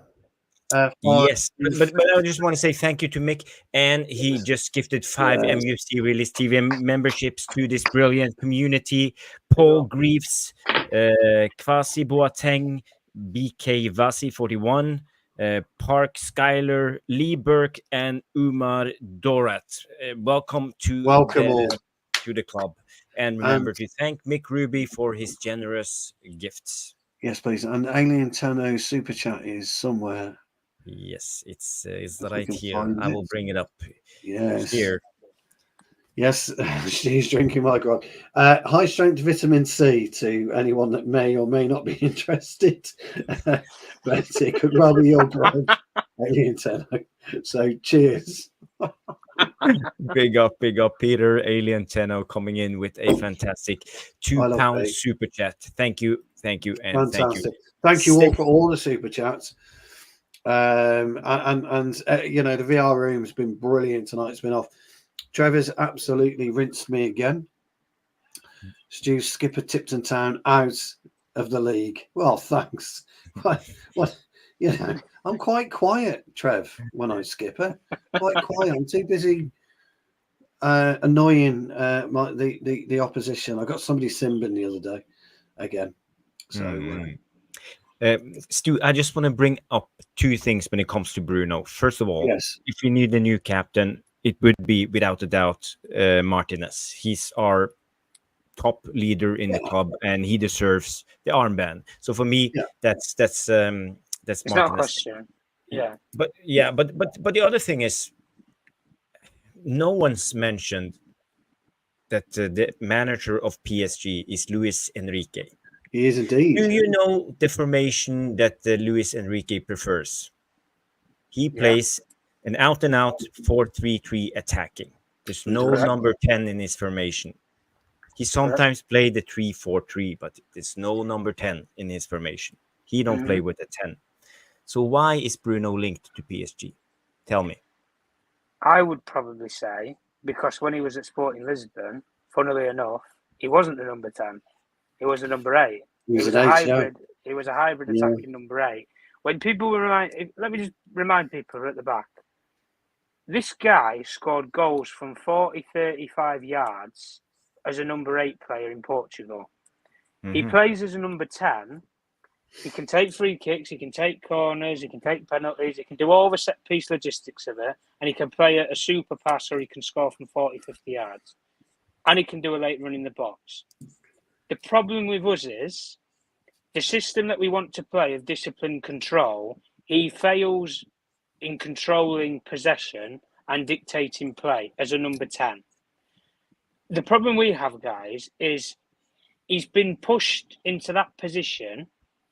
We bought him when he was a number 8, but we made him a number 10 because we didn't have a number 10. We had no creative players when we actually brought Fernandes into that team at that time. We had no creativity at all. I remember when we had players like, I think we had players like Fellaini, Matic, Herrera, Bruno. I'm missing one as well off the top of my head anyway. There wasn't, I think Andreas Pereira was here at that time, but he wasn't as developed as he is now. Like, there wasn't any creativity. The only reason why I would say that, Jarvis, is because when he was in Portugal, he did play that role. Now, Luis Enrique, for me, if you look at the PSG squad like I listed them before in that midfield, 4 of the players that he's got in that midfield are under the age of 24. If he wants to bring somebody in who's maybe got a little bit of experience, I think Fernandes probably fits that bill. And also, he's at a club in PSG that will pay whatever it takes to buy whatever player that they want. They just throw money at it. If the manager wants it or the coach wants it, they throw money at it. They're not arsed. They're not bothered. They just do it. They paid Kylian Mbappe nearly €1 million per week just to keep him there. That's how in denial these directors are at PSG with how they want to run football. They just pay whatever it takes. They are us, but on steroids. They are what we used to be, but on steroids. The difference with us is, if Fernandes is 29, 20 or 30 years old, right, he's probably only going to have 2 or 3 years left at the high level. Because when he gets to 32, 33, suddenly he will start picking up these injuries, guys. The guy's not made of titanium. He's going to start picking up knocks here and there. But the difference that I'm saying is, we bought him for like 45, 50 million pounds. If you get a profit on him, so to speak, and then you can also replace him either with a player that's already in this squad right now, like Mount, and you give him a proper go, or you go out there and buy somebody who can play that 10 role, like someone like what we saw at the Euros, like Dani Olmo, for example. He is a proper number 10. That's what I'm saying, guys. But the Spanish way of playing, he knows how to discipline and control the ball, but also play the megalodon pass that we all talk about. That's what I'm saying about differences. The difference with Dani Olmo is, I think he's like 6 years younger than Bruno Fernandes. So you have got a whole new talented player for the next 6-7 years. I'll tell you something about that. Failed with Fernandes. Yeah, I'll tell you something about that, Tom. Though we've missed the €55 million release clause, haven't we? It's finished. Yeah, well, you haven't got a spot for him right now. That's the thing. We don't have a spot as it stands right now. And if I'm being completely honest with you, by September 1st, I still expect Bruno Fernandes to be a Man United player anyway, because I don't think this is going to come off. But what I'm saying is, if PSG are that serious about it, rinse them for all that you can and get £80 million, or don't sell him. It's as simple as that. You want £80 million, you make 30 million profit, and you can replace him either with the money or you can give Mason Mount to go in that position. But again, the difference with us is I saw how that Spurs team reacted when they lost their best player in Harry Kane, guys. Do you know what happened? Instead of having a player that can score 30 goals, they had about 4 or 5 players that can chip in and score 10, 15 and whatever. But they played so fluently as a team when they didn't have to have Harry Kane up that field for them. That's the difference. Some clubs suit that and some of them don't. The difference with us is, if Ten Hag didn't get the player that he wanted to replace Fernandes, maybe he would play what Luis Enrique does and play 2 solid 8s. And you might have Kobe on one side and Javi Simons on the other, and Ugarte sitting behind them. That's the difference. If you get the sort of money that you're looking for, guys, and I'm going to be very critical and harsh with what I'm going to say with Fernandes here now. He's been here. How long has he been here now, guys? 4 or 5 years now. Bruno. I think he's been here 4 or 5. He's been here longer. He's been here since 2 years under Woolley and Ragnick, and 2 years under Ten Hag. So 4 years. Yeah, 4 years, yeah. 5 years, So maybe 5 years, yeah. 4 or 5 years. So he's been here near enough his whole contract that he signed, pretty much, right? Before COVID. He was here before COVID. Yeah, before COVID, yeah. So if we think about it, he's been here for his whole contract. Apart from having that good 6 months and maybe statistically looking okay, what has he really given us other than that? Not a lot. My issue is I don't want a team full of superstars. I want a team. And Yeah. if Bruno Fernandes, if a club like PSG are chasing Bruno Fernandes, that sparks in my eyes to say that they want a superstar and they believe he is that superstar. But I think coming up to 2 or 3 years, his best years will be behind him, and we just need to move. We need to move on with the times, guys. And if you get rid of him and you brought in Danny Olmo, to be honest with you, I don't think the fans would disagree too much. To be honest with you, I really don't, because like I just said, I just mentioned that name. Jarvis's eyes nearly popped out of his head as soon as I mentioned his name. And that's what I'm talking about. Suddenly, this Fernandes thing, it'll be forgotten about. It'll be brushed under the carpet, and it won't be talked about. But at the end of the day, I don't think it's going to happen personally anyway. The Sancho thing I could see, to be fair, because they do need a wide player to replace Mbappe. But again, listen, it's a new Man United. Rinse them for all that you can. Yeah, I mean, Tom, I was in total agreement with you. That was my take on it right at the beginning of the show. I would take the money because it's all about squad rebuild, isn't it? And you know as well as I do, 100 million makes your life a lot easier. Move on a couple of extra other players, you can accelerate what you were hoping to do over 3 years, maybe over to into 2. It's one of those, isn't it? Yeah, true. Yeah, guys, there's way over 500 of you watching, which is absolutely superb. And Stephanie is telling us all to start clucking. So, yeah, I don't. How's it go, Jarvis? Is it I don't know the chicken dance. Why do you want me to do the chicken dance? Because you've got chicken wings as arms, isn't it?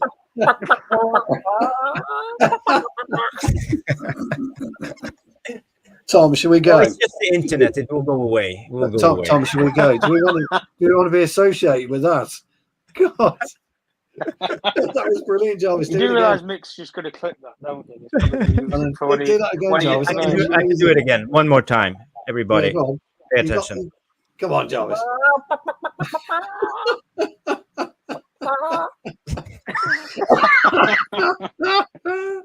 Oh, there you go. Okay. Let's just move on to the next segment. Before we end this segment with players, I just want to have a quick round with Stu and Tom.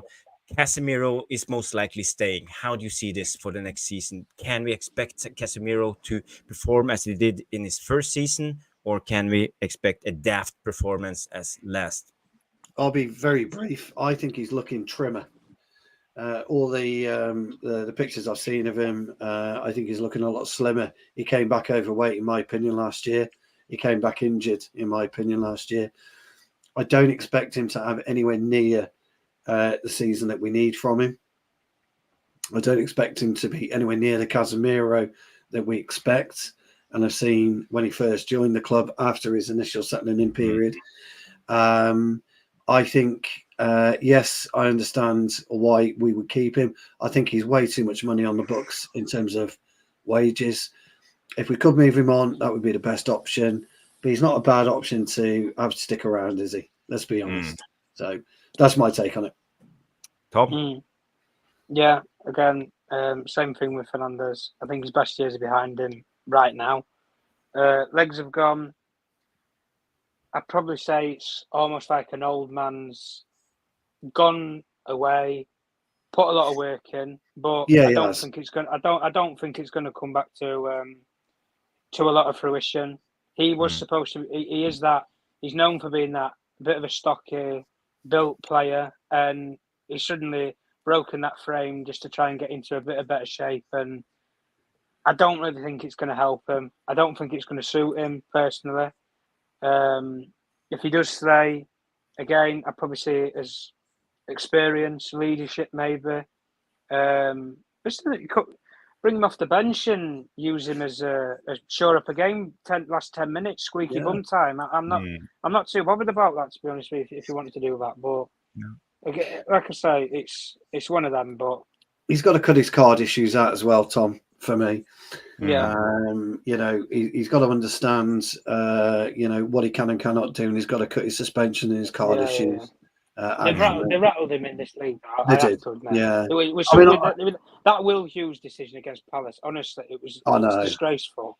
It's absolutely disgraceful. And when you can't do like in Spain, for example, guys, something like that, it gets pushed under the carpet. Where you do something like that, but Will Hughes does the exact same thing 5 seconds earlier, and it goes nowhere. And in that first season, he must have honestly thought, this league is out to get me. It really is. Some of it, like, his foot slips over the ball, and what are you supposed to do about that? Yeah, I think it affected him, Tom. Affected his game, which I was surprised about, really, considering he's such an experienced player. But we can't afford it this year. You know, if we are looking at doing something this year, then we can't afford it. But I'm with you. You know, if he stays, it's a good conundrum for Ten Hag to have, but he wouldn't be the first name on the team sheet for me now, unfortunately. My take on the Casemiro thing is if we can get him back into the first season as he performed, because at that time we were depending 100% on Casemiro. We couldn't even play without him. Our team looked lost. So for me, and I remember he dragged us over the line, finishing third in his first season, and we won the League Cup. So for me, I think Casemiro could be fantastic. I would love for him to come back, and I think now we will play next season. We will come to that next season. I think we will be more.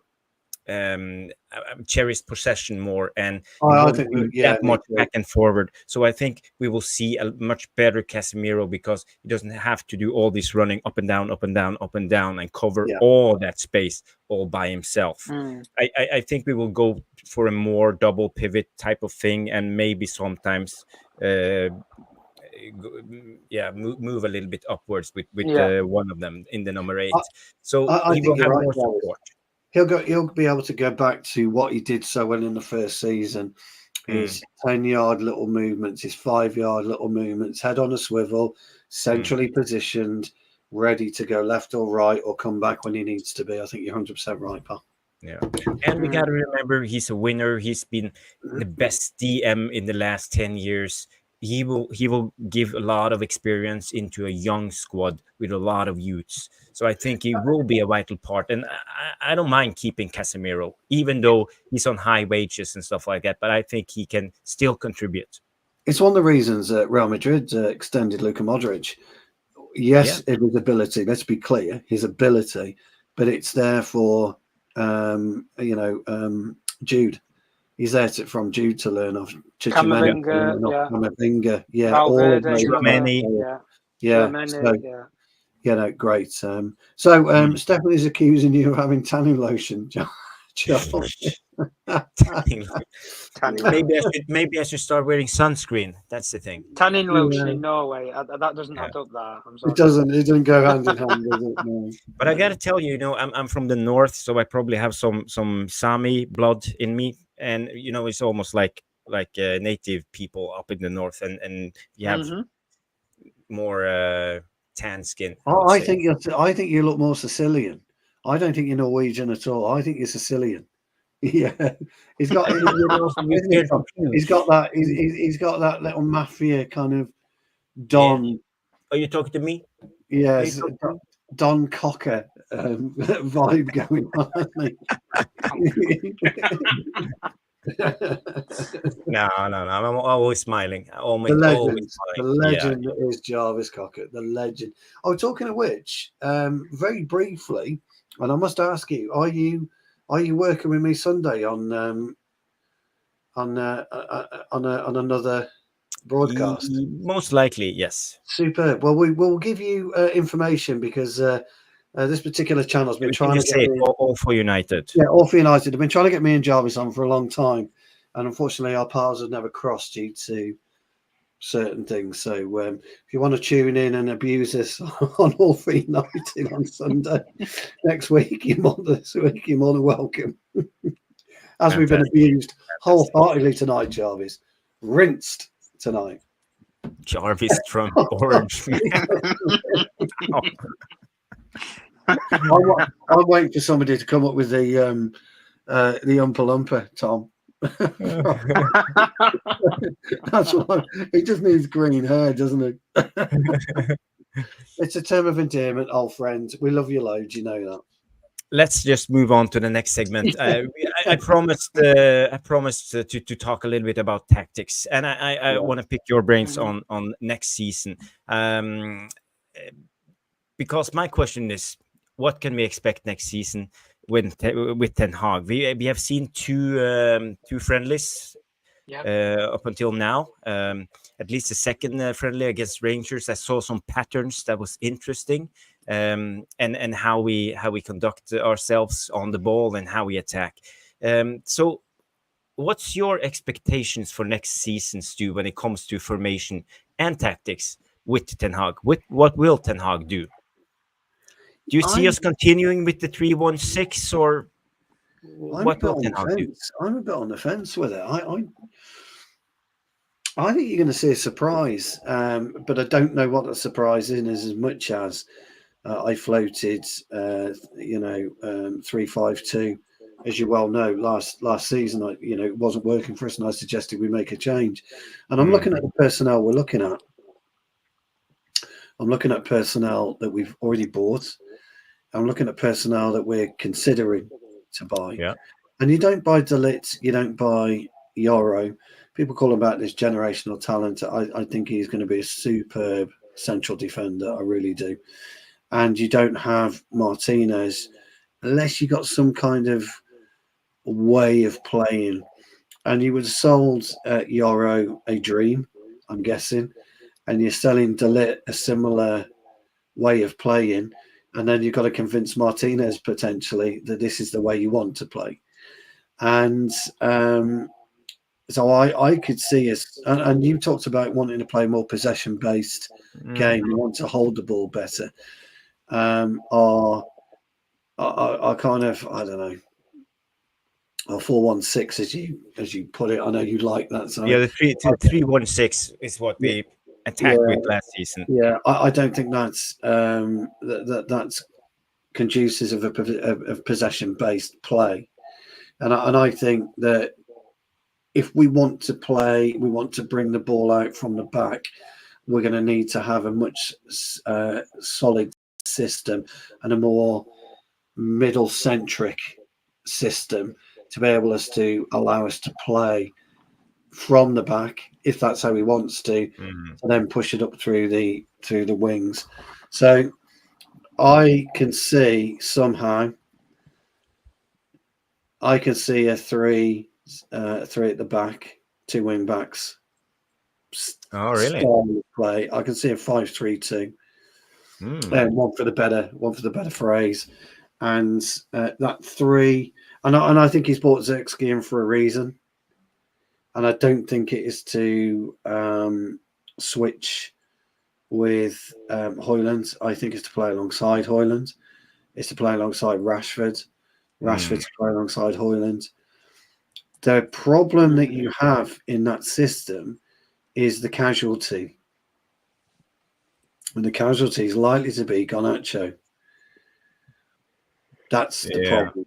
It's likely to be Garnacho, because a kind of 3-5-2 or a 5-3-2, whichever you want to put it, won't allow Garnacho unless he plays through the middle.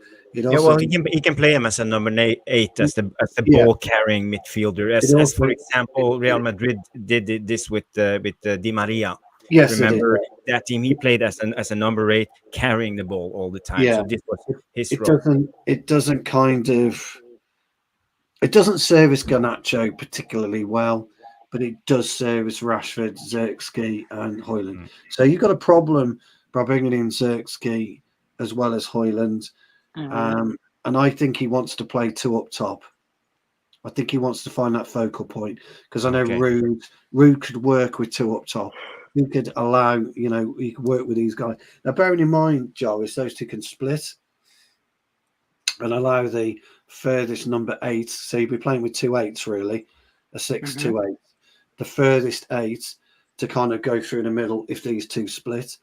Or, as you quite rightly said, Jarvis, you could gamble on Garnacho and play him as a ball carrying 8. So my starting 11, wow, this is bold. This is if De Ligt comes in. If De Ligt doesn't come in, it then changes my whole thought process. So this is why I said who we're linked with and who we've already bought.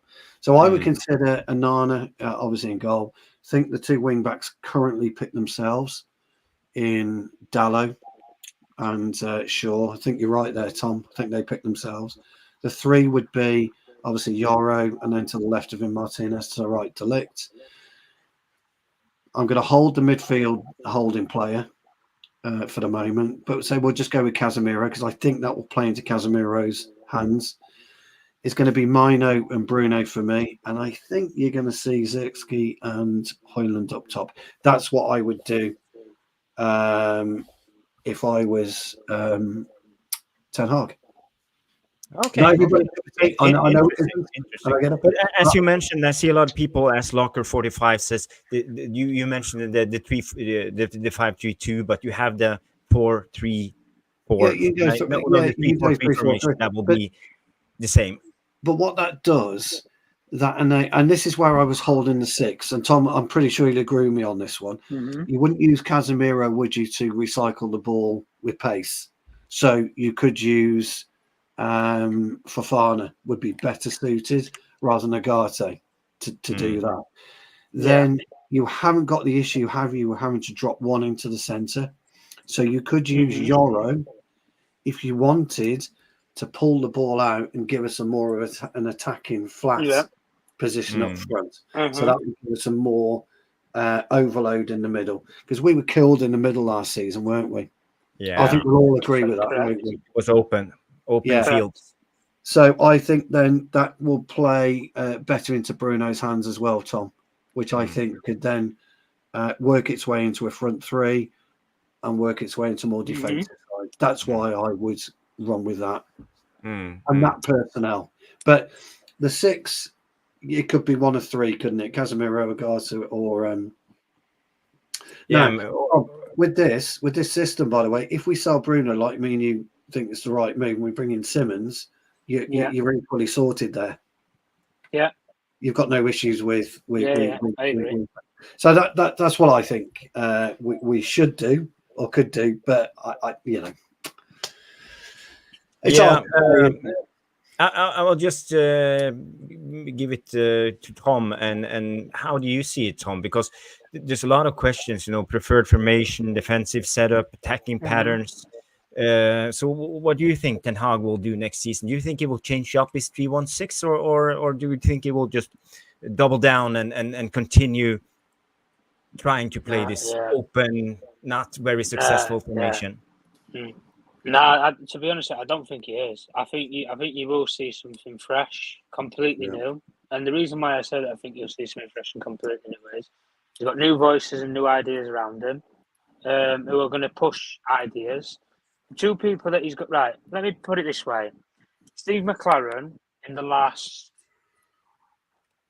5 years, correct me if I'm wrong, I think he's always been an assistant. I think he's always been an assistant coach. I don't think he's ever been a manager for 5 years. He's not been his own boss for 5 years. No. Michel van der Gaag has never been a number 1. Correct. He's an assistant coach. He has got 2 people at either side of him, in Rene Hag and Ruud van Nistelrooy, who have left jobs or left opportunities on the table to be their own boss and number 1 coaches and run their own team to work at Manchester United. Those people are going to influence how he should play and how this team should play. And most importantly, I think, guys, for what has been so great over the last couple of years is who deserves to play. We've said this before about Ahmad. He deserves to have starts because of how he's been training or whatever. And what you see on one pitch with Ahmad compared to the other with Anthony, it's night and day. What I think they're going to do, I think he's going to play an attacking 4-3-3 with 2 number 8s. Okay. I don't think he's going to play Fernandes as a 10. I think he might if he keeps Fernandes or he doesn't keep him and he goes, if you bring in Javi Simons, I said this earlier, Javi Simons and Obi Martin was 2 box-to-box number 8s. Yeah, with definitely. Ugarte sitting behind them. I don't think it's bad. I really don't think that's a bad solution. Or you have Fernandes, Kobe. Fernandes can get about the pitch. He can press. He can be a nuisance. Use it in a positive way. And listen, the best Fernandes I ever saw when he was in Portugal was played as a number 8. So, and we've never played him as that ever since he's been at Man United. So that's what I would probably say to that. And if we play the team to its strengths, again, I think he will keep this inverted role. The difference now is that when we invert players in, Ugarte, like you've already said, Stu, is not blessed with the ball at his feet. No. So I think Ugarte is going to drop into a centre back position.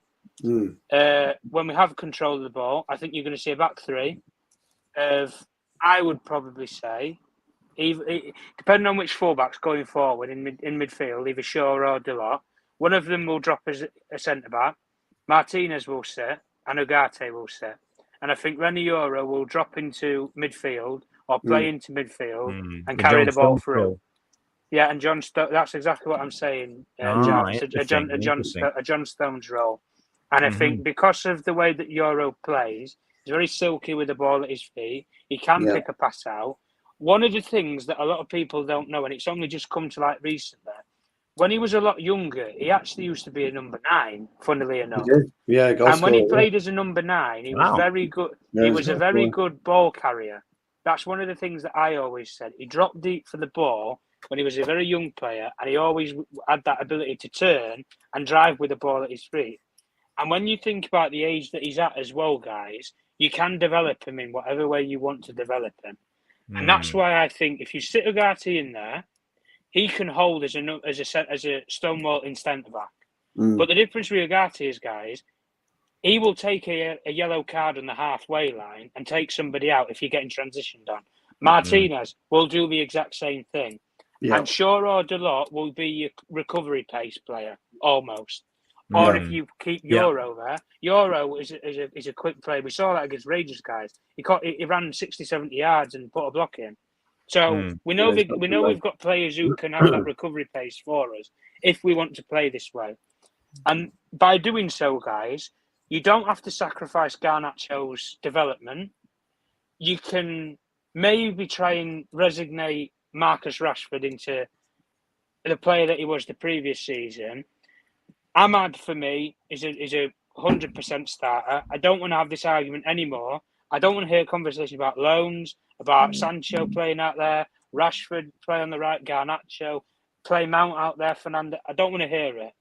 I've seen enough from that last pre-season, the last 5 or 6 games towards this season, that FA Cup game that we played against Liverpool in extra time, and I saw it in that Rangers game.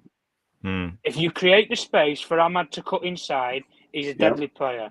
He's a deadly player. He's far better than Anthony.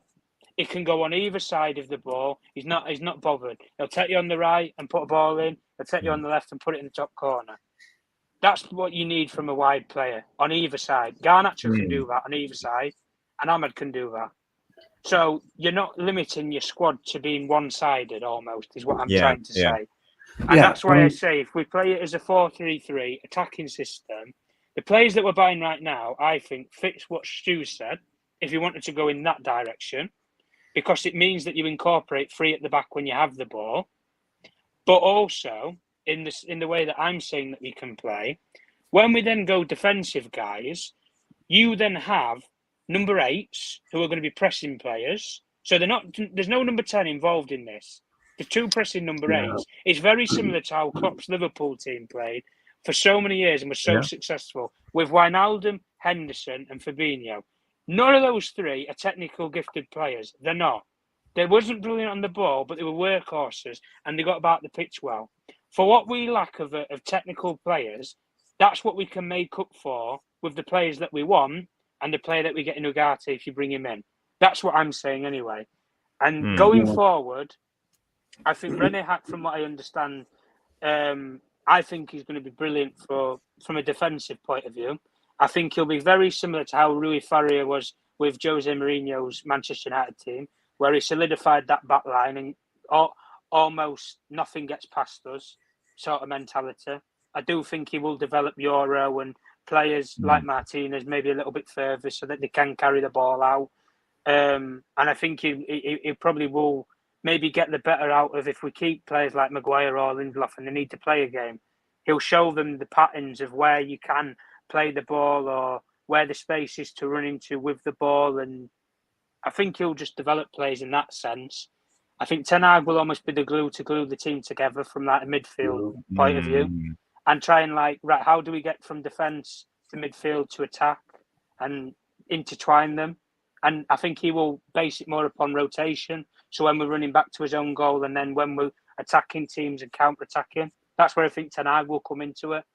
And then I think Ruud van Nistelrooy is going to almost revolutionise the attacking output because the coaches that we had before, you'd never had, apart from Benny McCarthy, there wasn't really an attacking output coach. The difference is Ruud van Nistelrooy is an advanced coach than Benny McCarthy is at what he does. And that PSV team, guys, correct me if I'm wrong, I think they made the top 3 or top 4 scored the most goals. Most goals in European competitions. Yeah. In those, I think it was 18 months or 2 years that Van Nistelrooy was there, and he won a cup on his own on his own coach in that Dutch league as well, against clubs like Ajax and Feyenoord, who have more financial spending than PSV do in that league. Yeah. So for me, in terms of developing players, if it's a player that's going to turn Marcus Rashford round from now till this, that's why I think Ruud will do that for him. And that one goal that you could always recreate from years ago, guys,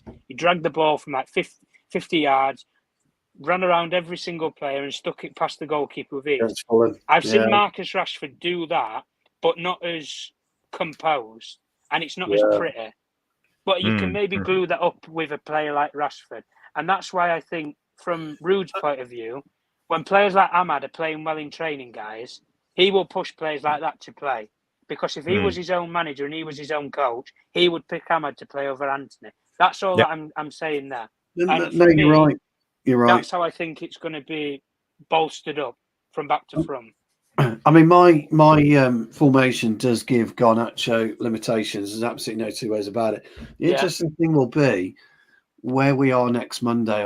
I'll be fascinated to know what signings we may have made next Monday, and wonder what the same. If you ask the same question, I wonder where we'd be.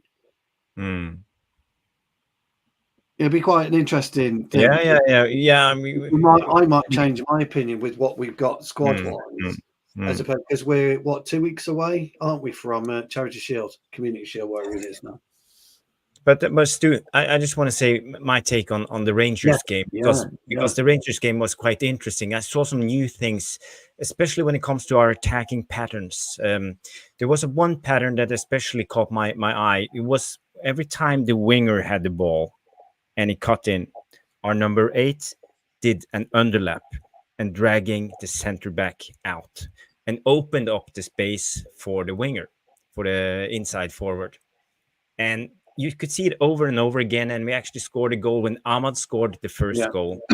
We did it. Mason Mount had a brilliant run and opened up the space. So that caught my eye and made it interesting. I thought, are we doing this on purpose? And I saw it over and over and over again. We were trying the same underlap all the time. So for me, it tells me that we are actually working on some attacking patterns. And I think there will be more, especially when we have Ruud van Nistelrooy in, because he knows this. This is his specialty. If you're Højlund and Zirkzee, you're just, you're in dreamland.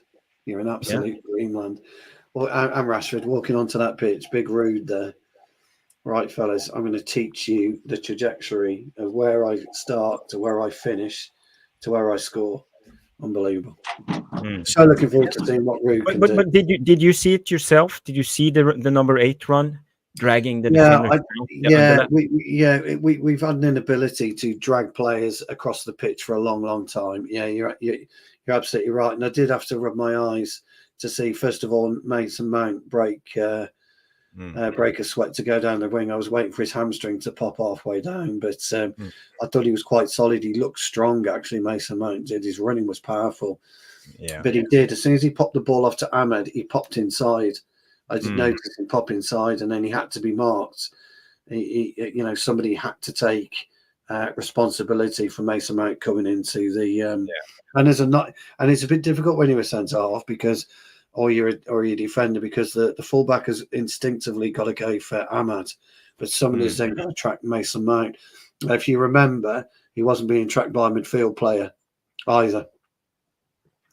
As Mason Mount cut in, dropped the ball out to Ahmed, it made his diagonal run inside. He wasn't being tracked by a midfielder. That's what forced the defenders to open up and give Ahmed that 2 yards of space. That's all he needed, 3 yards of space to curl it in. Once again, Jarvis, you're 100% right, mate. Yeah, I see Danny B comes in and said they could also see Collier floating into Aaron Wan-Bissaka's position on the right at times, drawing the number 8 and number 10. I didn't even think about that. Yeah, no, that Collier. That's a good observation. Yeah, good observation. That Collier is I'll be careful. There's something about that kid. He's very tenacious in the way that he plays, the way that he tackles. I thought he's really good on the ball, but his running. Danny's right. His intelligence off the ball was good to see. Yeah, it was interesting debate. We have to continue this every Jarvis's Corner when it comes to, as you said, the time. Yeah. So we will always speculate. No one knows what will happen, but these are our predictions. Now we are finished with all the topics. We have some news, but I will save it until after the Q&A. So now I will give the wheel to Stu. And our skipper, Mick Ruby, has made actually a new intro for the Q&A session. And if you haven't put a question in yet, leave a question in the comments, and we will read it out and try to answer it as best as we can. Let's see if I can find the new Q&A jingle. Here it comes, world premiere. You don't have to answer that question. I'll answer the question. You want answers? I think I'm entitled. You want answers? I want the truth! You can't handle the truth!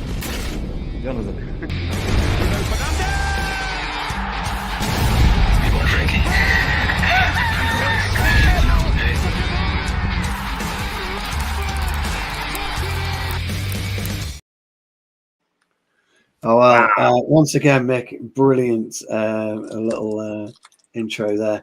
Well, guys, we've got a variety of questions, some for Jarvis, some for me, and some for Tom. So, let's get cracking with our moderator, Steph. Hope you're still watching, Steph. Question for Jarvis. I don't know why I'm laughing at, because I've got no idea what red golf tees means. But Jarvis, do you play off the red golf tees? Play golf in Norway. You're joking. I don't play golf, so I wouldn't have a clue. Is there a reason? Red golf tees? I don't know.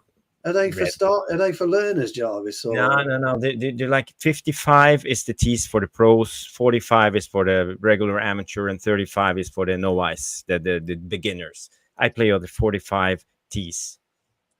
Right. Was that size? The size. No, the tees. Where you tee off, where you start hitting on the course. So you have the 55, the 45, and the 35 is closer to the hole. Those kind of posts represent distance. I thought she said about the golf tee things. You put the thing on the ball on. Oh, the pegs. Yes, the ball. Well, we call them tees, I think. Yeah, we do call them tees in England. Yeah, that's why I was confused. Red golf. Oh, yeah, you're talking about pegs. For me, I play with the regular white. You play with the regular white pegs. And what's your choice of ball? What's your choice? Yeah, A golf ball would help. Is it a penfold? Is it a no? It's not a penfold, is it? Is it a pen? No, pen. Well, I would love to have with the Man United logo on it. You can go onto. I'm sure if you went onto the website, you can get Man United golf balls. I'm sure you can.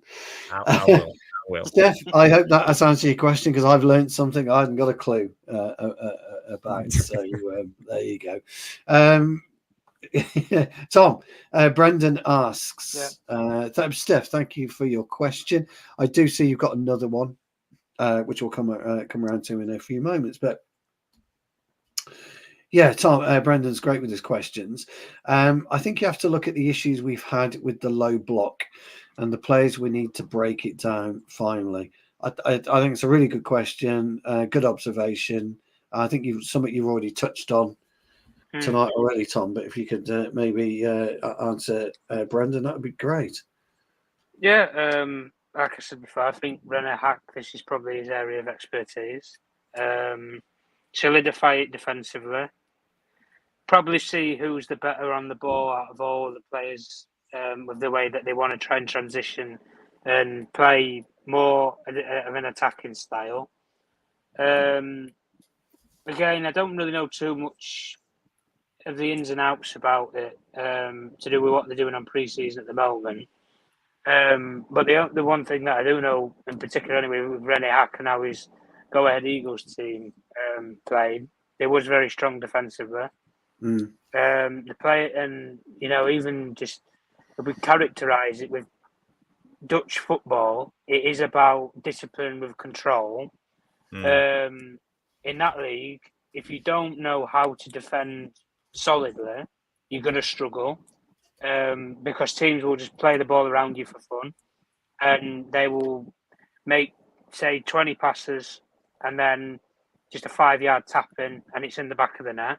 So if you don't know where the patterns of players are going to run to defensively and systemizing it in terms of performance, you're going to struggle. So I think, again, with the issues that we had with the low block, I just don't see if we are going to transition when we are out of possession into a low block formation, it's what variation do you use? Again, if you go with Stu's point, which is you have 2 number 9s, you'll have 2 pressing forwards.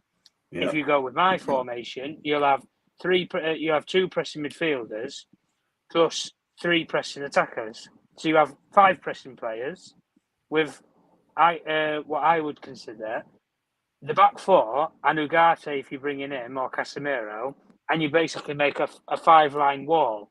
And that 5-line wall is very similar to what Eddie Howe does at Newcastle, where they have that. They have Guimaraes who drops in, or Joe Linton drop in, and players like a 5th centre-back, 3 centre-backs and 2 full-backs, and just basically play your way out of it with patterns of play and pressing players. That's pretty much how I can see that we're going to do it. But like I say, if you have somebody whose expertise are in that area, like René Hag, as I believe, from what I understand, you're going to have players who maybe haven't understood it under Ten Hag before, are actually going to, like Brendan says, have it broken down for them simplistically to say, well, you need to be this way 5 yards. Let's replay. Right, you're out of position. You need to be 2 yards this way. Which way is the player going to go? You need to have a distance of X, Y, Z. They might even get the tape measures out, guys. 5 yards away from here and 2 yards away from here or whatever. But it's simplistic. It's just simplistics of it. Use tools around you to help benefit players. And again, footballers, they are unhuman. Some of them can process it and some can't. But that's just the way you've got to look at it. It is. Brendan, I hope that's answered your question. Thanks for that, Tom. Superb. Stephanie is back. Stephanie. Again, she's back again. And she says, question, guys. Could getting decent money for Bruno, 80 million plus, be our Coutinho moment when the Scouts sold him to Barca for 100 million plus their team improved? Thanks, guys. I'll take that. I mean, I think that's what I was talking about really at the start of the show. was that sometimes you've got to be ruthless in terms of what you think you can get, and what you can do with that type of money. And if we, as I say, I think this week will be telling in terms of our acquisitions. If we can get De Ligt over the line, if we can get Agate over the line, or Fofana over the line, then and we use Bruno's money for that. If Bruno is to be sold, then absolutely you are making great additions to your squad. But I would air a note of caution because not so long ago Tottenham sold Gareth Bale for about 80 million to Real Madrid and completely screwed up their team. So it doesn't always work having 80 million pounds to play with. Tom made a great point about the money that PSG is saving right now. So they've got a huge hole to fill if you think Mbappe is the player that everybody claims he is. So, and what will they do with the savings that they've made? So acquisitions are important. Yes, squad building is important. But if you get the wrong types of profile, if you get spoiled brats in, for example, who think more about off-field performance than on-field performance, and this has happened not just at Manchester United, it's happened across the board. It's happened to Newcastle before, it's happened at Real Madrid, Barcelona, correct, etc.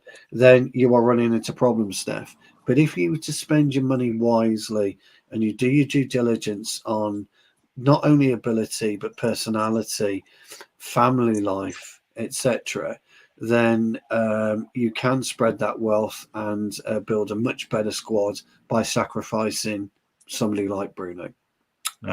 Jarvis? Yeah, it's a brilliant question, and I think she's right. I think it could be our continue signing or selling, or it could be our bail. That's the thing, isn't it? It could be, but as you mentioned, it's how we handle our money, and that's the thing, But I think we are run by competent people at the moment, and if we have 100 million in, that will make a difference, because I think, as we have seen now, they are cooking. They are targeting the right types, the right profiles, the right type of players, and they are negotiating. And you could see them getting a Lenny Euro, and we snubbed Real Madrid. So, yeah, you don't know what they can do. Yeah, interesting the Euro thing, Tom. I did say to Jarvis at the beginning, before we went on air, actually, I wasn't brave enough to say it when we're on air, but I'll have to say it now because I brought it up. But I don't know whether you watched his. Did you notice his body language, Jarvis, when he was putting that fake smile on for the initial photo, and his body language in training? It just made me wonder. But I've since revised my opinion after watching him against Rangers. I only noticed his flowery pants. Yeah, well, they were flowery. Jarvis, I'll give you this. Mark, thank you for your question, Mark. Steph, I hope that's answered your question. Thank you ever so much. Brilliant question, as always.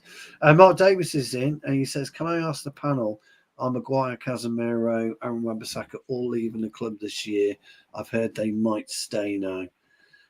Jarvis and Tom, if you could come in on that as well, please. Yeah, I'll let Tom have this one.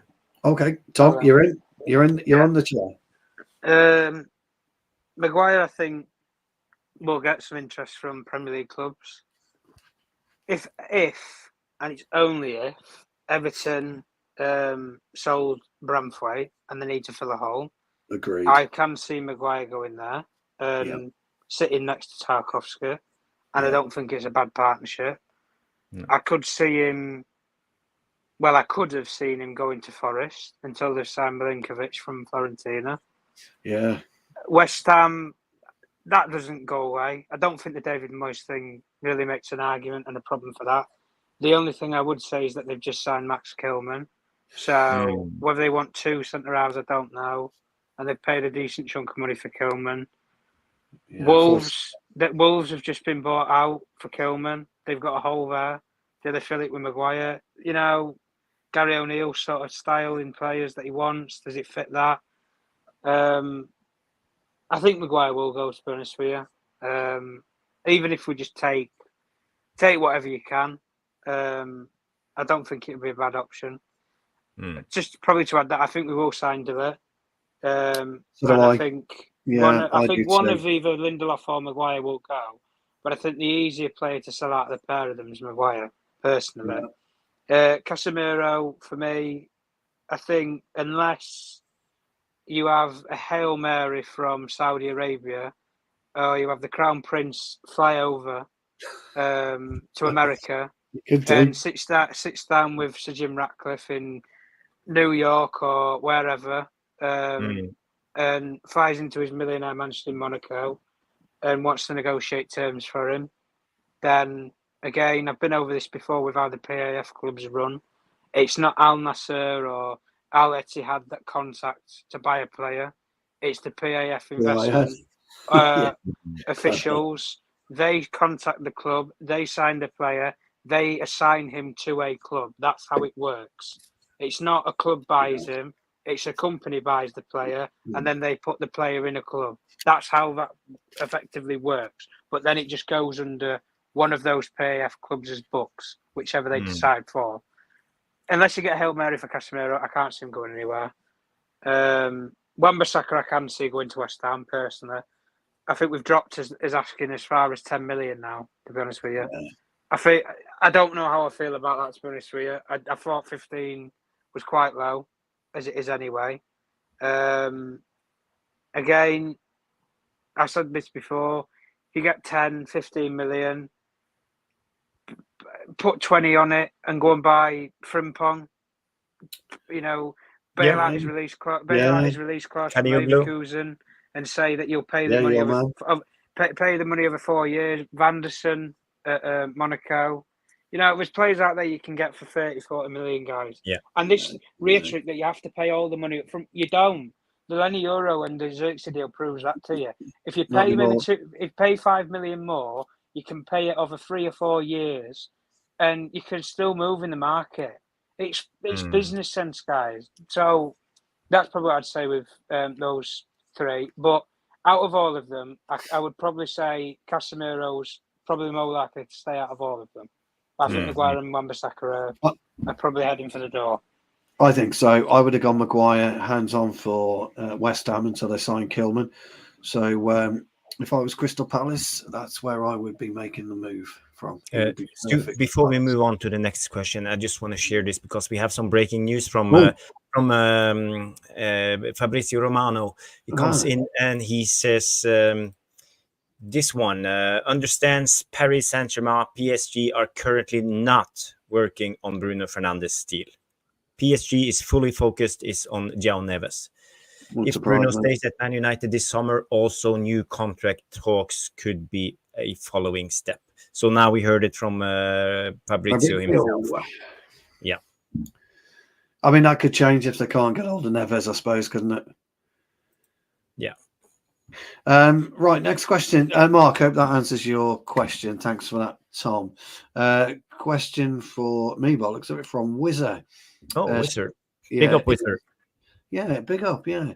Ineos need to make an enclosed stadium with a roof on it. If the fans want more bang for their dollar, that is an option. Fast football, even a heated stadium, would help player muscles.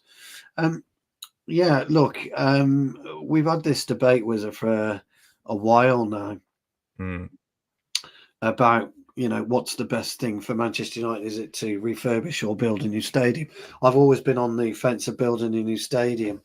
And I think, Barcelona are currently, they've knocked the Nou Camp down pretty much and they're rebuilding that. Real Madrid reskinned the Bernabeu. Bayern Munich rebuilt the Allianz Arena years ago. The Emirates, I'm not going to say the Etihad because City wouldn't put their hand in their pocket for that, would they? And of course Tottenham Stadium. So you're absolutely right about muscle fatigue. We've been suffering that big time this season. It's been very, very difficult for a lot of our players. More of a heated environment. It's a twofold, really. Yes, it can help with muscle, regeneration, so to speak, but it can also drain you as a player if it's too hot. So it's a tricky one. But I would like to see us with a brand new modern stadium. I would like to see us be able to open and make Old Trafford what it used to be.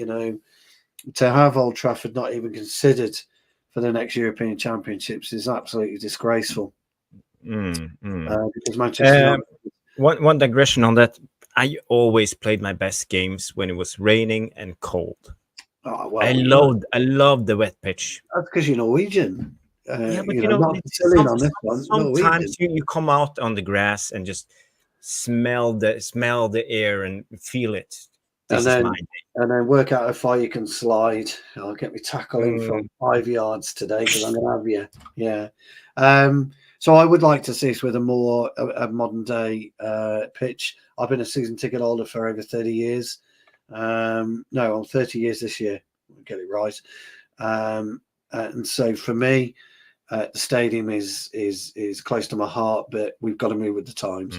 So for me, a new stadium would be the way forward. So yes, I totally agree with that, Wizard. Thank you very much for your question. Lucky Singh is in with Jarvis's favourite subject, stuff in Amrabat. Very quick, very waiting forever. Stay or go. To stay or go. What do you think?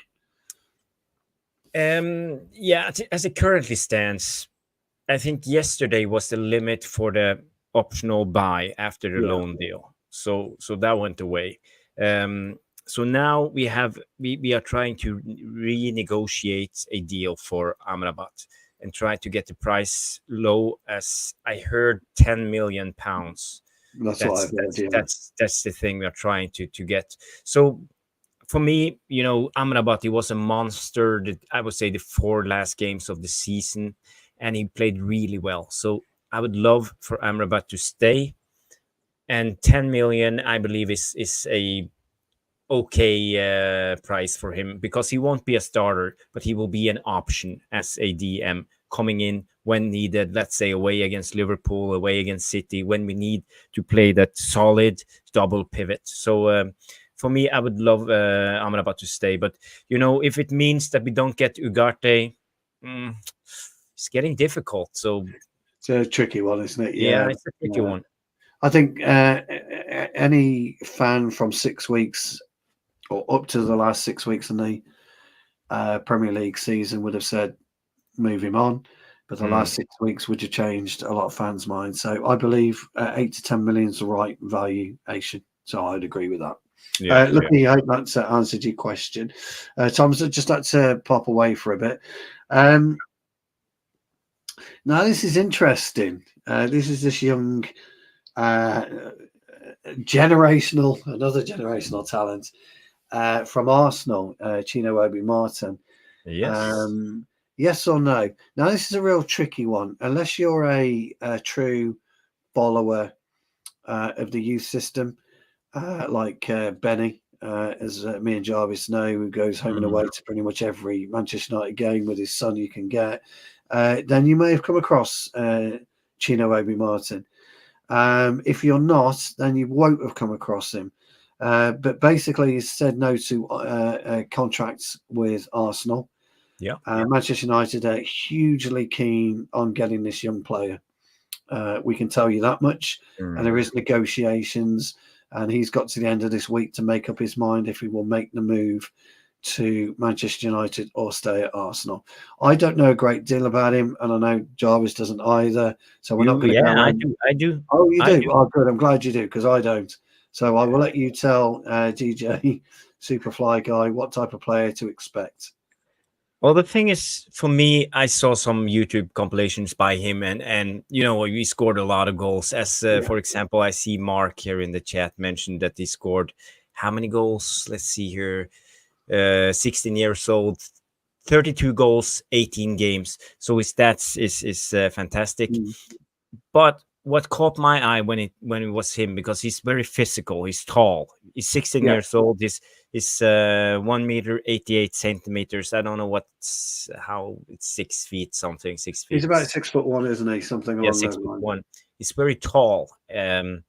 And when it comes to that age, the development means a lot. And for me, I see him as he's very long into his development. So he gets a lot of extra because of his physicality.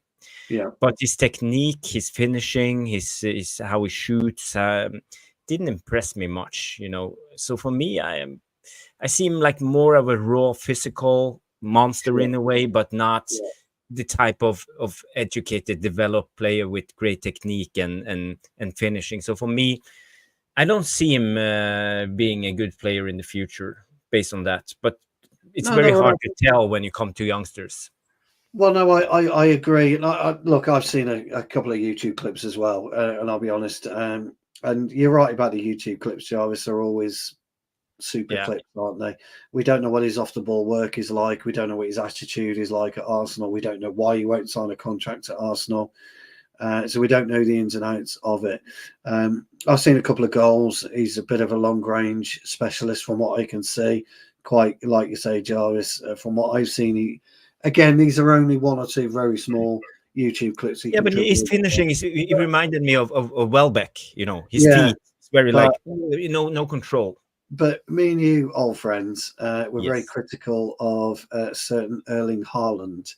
We had a conversation, and I remember when I raised it on the weekly armchair, and you agreed with me in the comments because I said that his ball control was absolutely woeful. His finishing was the highest, but his ball control was woeful. And I think we're in a similar position with Chino Obi Martin. I'm with you, Jarvis. I think he will join the club. Just to follow up, GJ Superfly has come up with saying, are we getting him from Arsenal? I would say the chances are probably 80% he'll come to us. That's what I would think.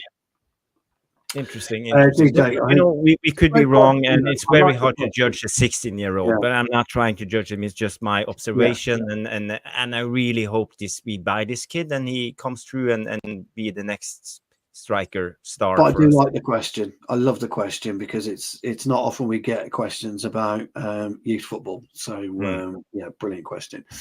An old favourite from Georgie Best. I hope you're still watching, Georgie Best. It's been a long stream, but we're still at it, pal. George, this is a brilliant question, but a question that I don't think anyone can really answer with any kind of truths behind it, because and what George's question is, why keep Rashford on 350k a week when he's going to be a bench player? Thanks, guys. Again, it's a brilliant question, but if we talk about the system that I was speaking about, Jarvis, I can see a role for him, and I can see him starting 20 to 25 games. If we look at your system, the way you want to play, there's a role for him, and I see him playing 40 games a season because I think he will start, and the same with Tom. So George, I guess what I'm trying to say is, if we play my system, I think he will be a bench player, but an important bench player. I think if we play Jarvis's system, he will be an important player for that team, and the same with Tom's.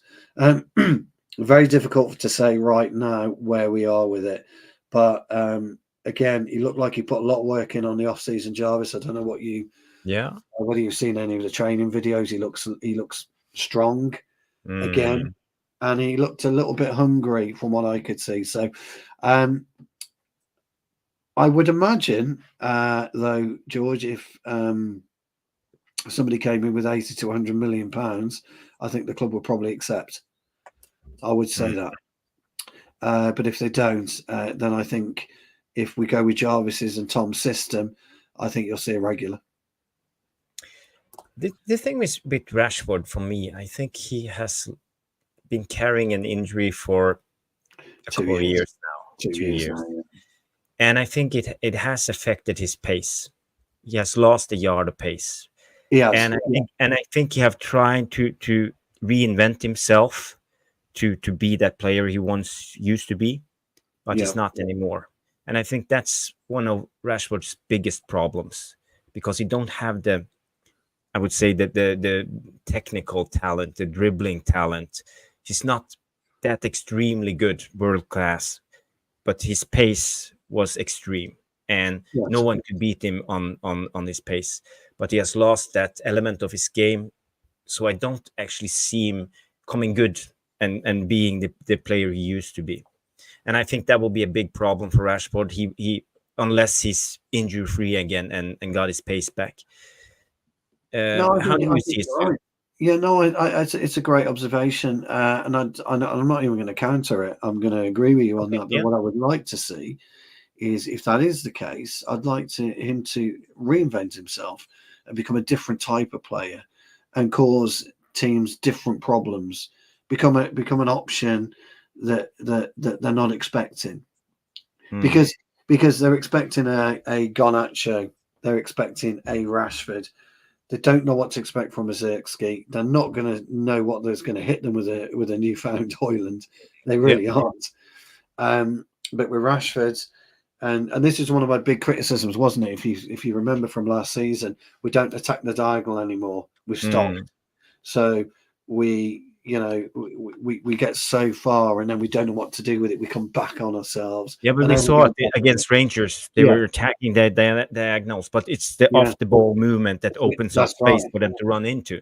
But when they've got the ball, we're not crossing. We're not utilising the ball. So you know what you're going to get with Garnacho and Rashford. It's one of the reasons why I changed formation. One of the reasons why I became a little bit more dynamic in our play. And so, George, it's a very, very difficult question to quantify, buddy. If you were to put it from a business point of view and you could get a sale, then you take the money. I think that's the best way to describe it. Would you? I tend to agree with Mark. Yeah. Great question, George, as always, mate. Love your questions. Keep them coming, pal. This is from the gaffer, I'm guessing. Say no to sell Bruno to PSG and offer Rashford. I think, kind of what we've just spoken about. At least Bruno offers output, and Rashford isn't a wasted commodity. I mean, we kind of touched on this really throughout the thing. You wouldn't go out your way to sell Bruno. We've established that. We wouldn't go out of our way to sell Bruno, but if it became fiscally viable and the money was right, then I think you would. I think you would sell Bruno for that side of it. Would you go out your way to sell Rashford? There's the conundrum, isn't it, about what we just spoken about. If an offer came in, you'd accept it for sure. But would you go and tout him out, I guess, is what Mick's saying. I think for people in Britain and around Manchester, Rashford has a higher ceiling. Star. Yeah. But for me as a foreign fan, I don't have the same attachment to Rashford. So for me, I don't see the problem trying to offload him, because he hasn't performed lately. And I think, as I expect he's carrying an injury, and he has lost his pace. He has his extreme pace. So I don't see him coming back to being the player he used to be. And that's why I think we should actually try to offload him in a way and try to sell him. And I would actually go as low as maybe 45 million if we can do that. To get him off the box. Yeah. And we got Zirkzee that can come in and play on the left. Yeah, we do. So we have a lot of options. We've got a lot of options. Ahmad can play on the left, so we do have options. So, Mick, if you're still watching, buddy, gaffer, boss, I hope that answers your question. Jarvis, as honest as always. There's a question for you, buddy, from Danny B. Danny B. Jarvis called it on here last season to bring him route to the coaching staff. I think that there was a lot of conversation about that, Danny. I would have, I would agree. Yeah, there was a good observation, and we talked about it. I mentioned it. Stu mentioned it. We had a long conversation, and Ruud fits the club, and I think he will actually make us move a little bit forward, especially when it comes to this movement, attacking patterns, and this is what I expect. I'm so excited to see what Ruud does with Højlund. I really am so excited.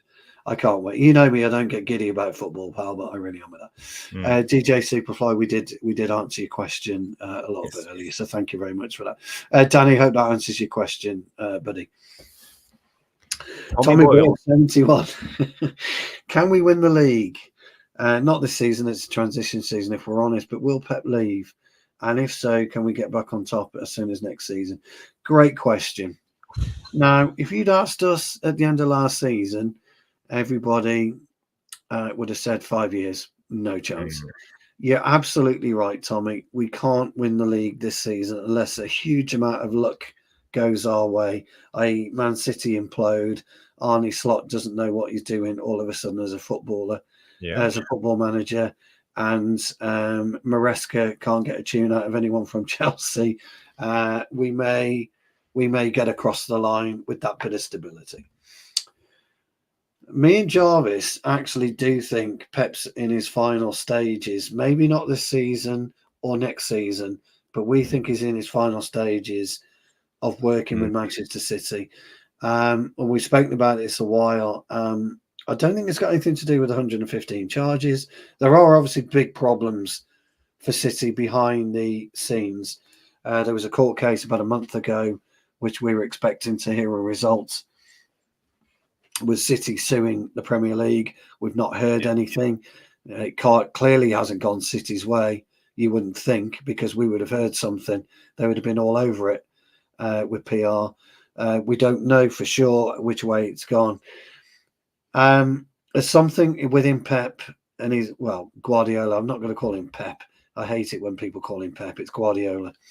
There's something within Guardiola that's me and Jarvis have noticed over the past 6 to 8 months.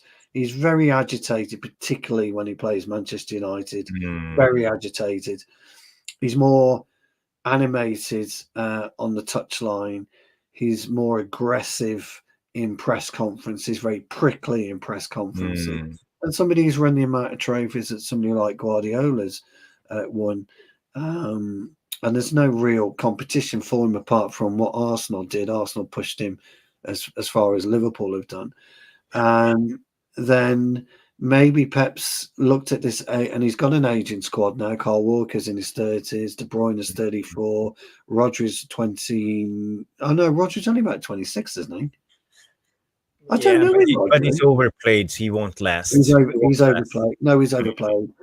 Edison has been mooted to want to move. They've only made one signing, not what I would call any real note. They've done a dodgy deal with Girona. I think they're a difficult club to be in and around at the moment, City.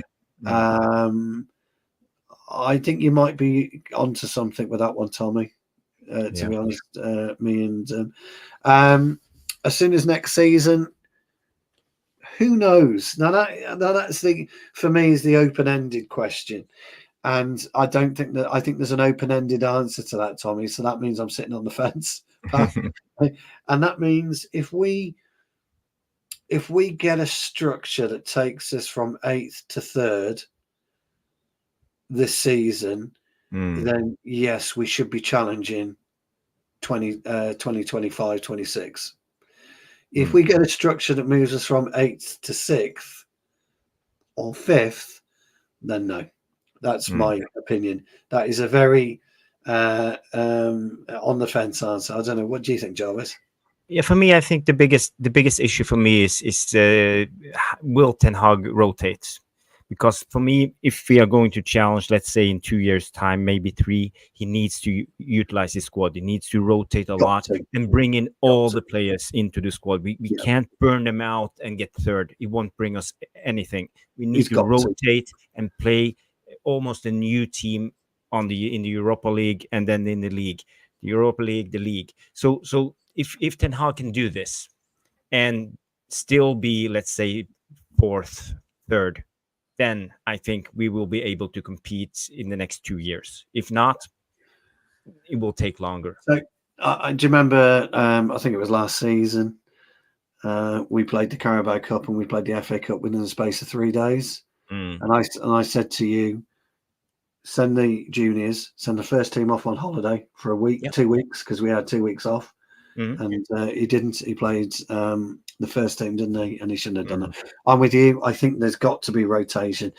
One of the things I was looking at in terms of the acquisition of De Ligt, Yoro, to play alongside Martinez and say Maguire or Lindelof. If we don't run 3 at the back, you've got to look at rotation because De Ligt ain't going to come and sit on the bench. No. So I think you're probably right, and I think you're on that. I wanted to bring this up Laro 23 has been a member for 7 months. We're very, very glad to have you. Thank you so much. And Jarvis will give you a blow on his whistle. God, it's getting worse. It's getting worse. I'm going to send you one over. Yeah. LeBeau's come with a question as well for both of us, but I'll let you take this one, Jarvis.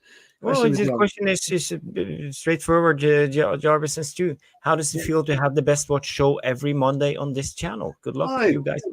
That is hugely kind of you. I hadn't read that. Thank you so much. Well, we just like to say we're just normal, everyday people. You know, we go down the shops. You know, you can. You know, we don't charge for autographs. If you want one, just no, I'm only joking. No. Do you know, LeBeau, we love what we do. We just love talking football. That's all we do this for. We just absolutely love football. I think that's the key element. You know, both me and Stu are footballing nerds, if you can call it that, in a good way. And talking football is, you know, so funny and so interesting. And I read tactical stuff. I read about manager. I see videos. I rewatch almost every United game and take notes. What's going on? What is Ten Hag doing? So for me, it's like a rabbit hole. I'm just way deep down in that rabbit hole at the moment. So I do the opposite to Jarvis. I watch the game, but funnily enough, whenever we talk about it, we always come down. We may come down differently, but always together. We always spot the same things, but we just describe it differently. I still play. I love it. I'm a super vet, and I can't stop. But that was it was a really kind comment. Thank you so much. But the thing is also playing football. You know, playing football, playing the game, being in the game yourself. That's important to understand. Oh, I love it. The elements of the game. And for me, I started playing when I was around 5-6 years old, and I retired when I was like, I think I was 41 maybe when I retired. You were young. You retired young, Jarvis. Yeah, but I did. But I played the game a lot of years, like 35, 38, 37 years. So you learn a lot during your years. Jesus, you're making me feel old here. Stop it. He retired young at 41. You know, I'm Jesus, Jarvis. I'm 55. Actually, when I think it was 42. 42. Oh, that's all right then. I mean, I'll let you go on that one. 42 is much better than Pepe's still playing at 41, isn't he? Retire after Pepe. That's how you do it. That's how you do it. Yeah. Well, thank you very much for tuning in, also, and everyone else in the VAR room. It's absolutely brilliant. And you got any ideas for shows? Or is there anything you want us to talk about? Please let us know, because we'd love to. Our producer Mark. Mark, hope you're still watching. What a great question that is. What a great question. Everybody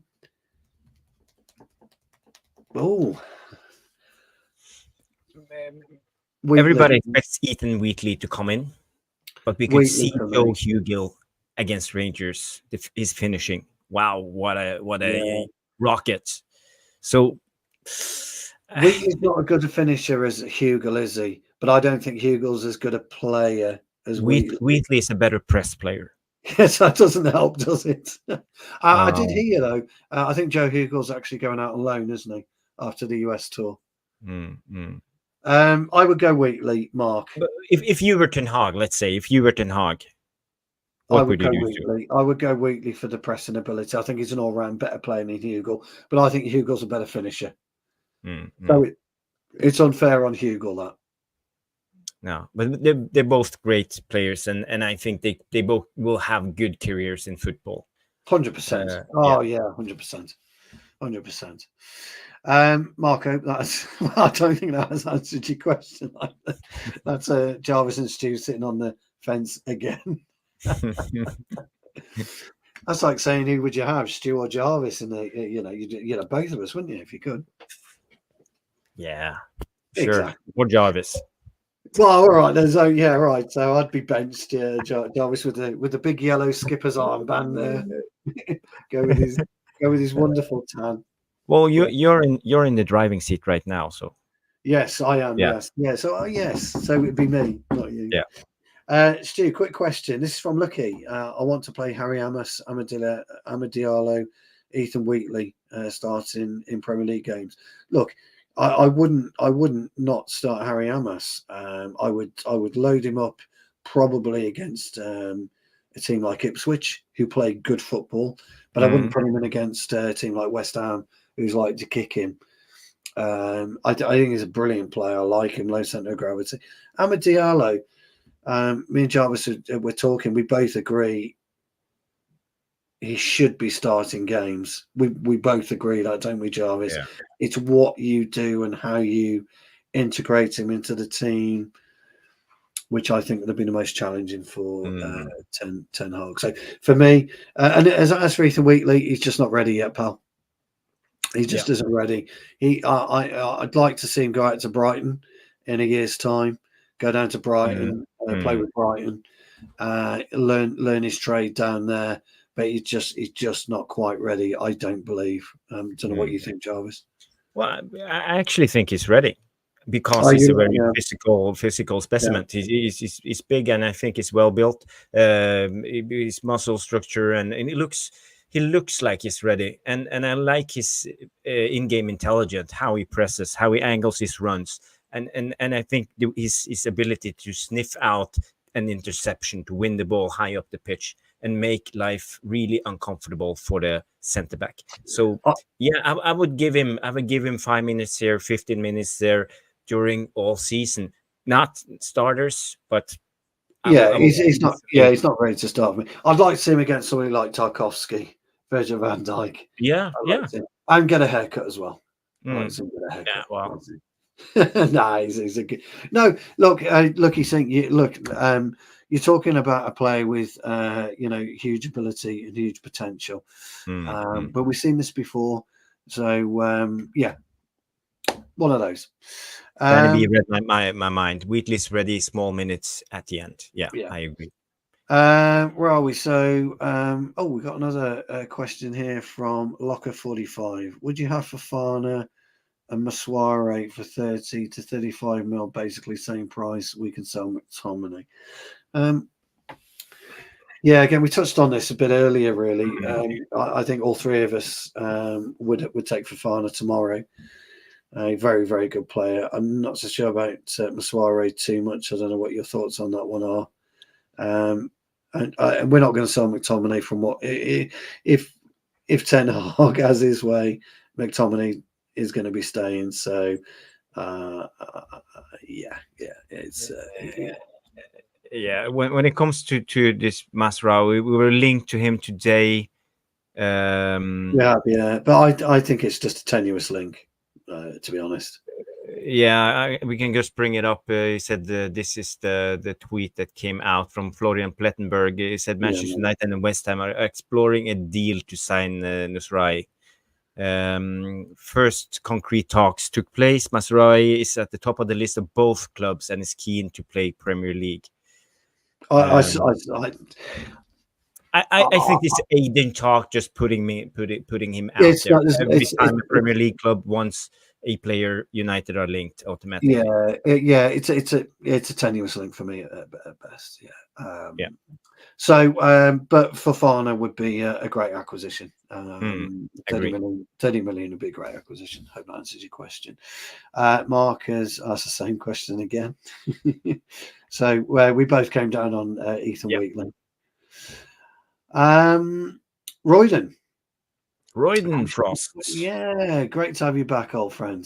Question for both me and you. Okay.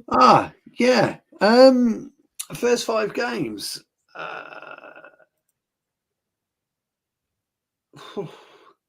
I'm going for it, Jarvis.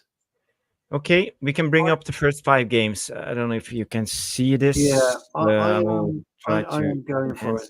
I expect us to beat Fulham. For sure. We have City in the Community Shield, Fulham at home, Brighton away, Liverpool at home, then Southampton and Crystal Palace. Yeah, so I think it's okay. If we're going to count City, I think we win that on pens. I think we beat Fulham 3-1. I think we beat Brighton 2-0. I'll come back to Liverpool because I'm not sure. I don't know what to expect from Arne Slot. I think we beat Southampton comfortably 3-0. I don't know what to expect with Liverpool. I'm going to go with a 2-1 win. 4 wins and a draw. Okay. Same as Mark, and comes in. 4 wins and a draw. And Tommy Ball says the game against Liverpool will be fascinating. He's right. I just don't know what to expect, Jarvis, from Arne Slot at all. I just don't know what to expect.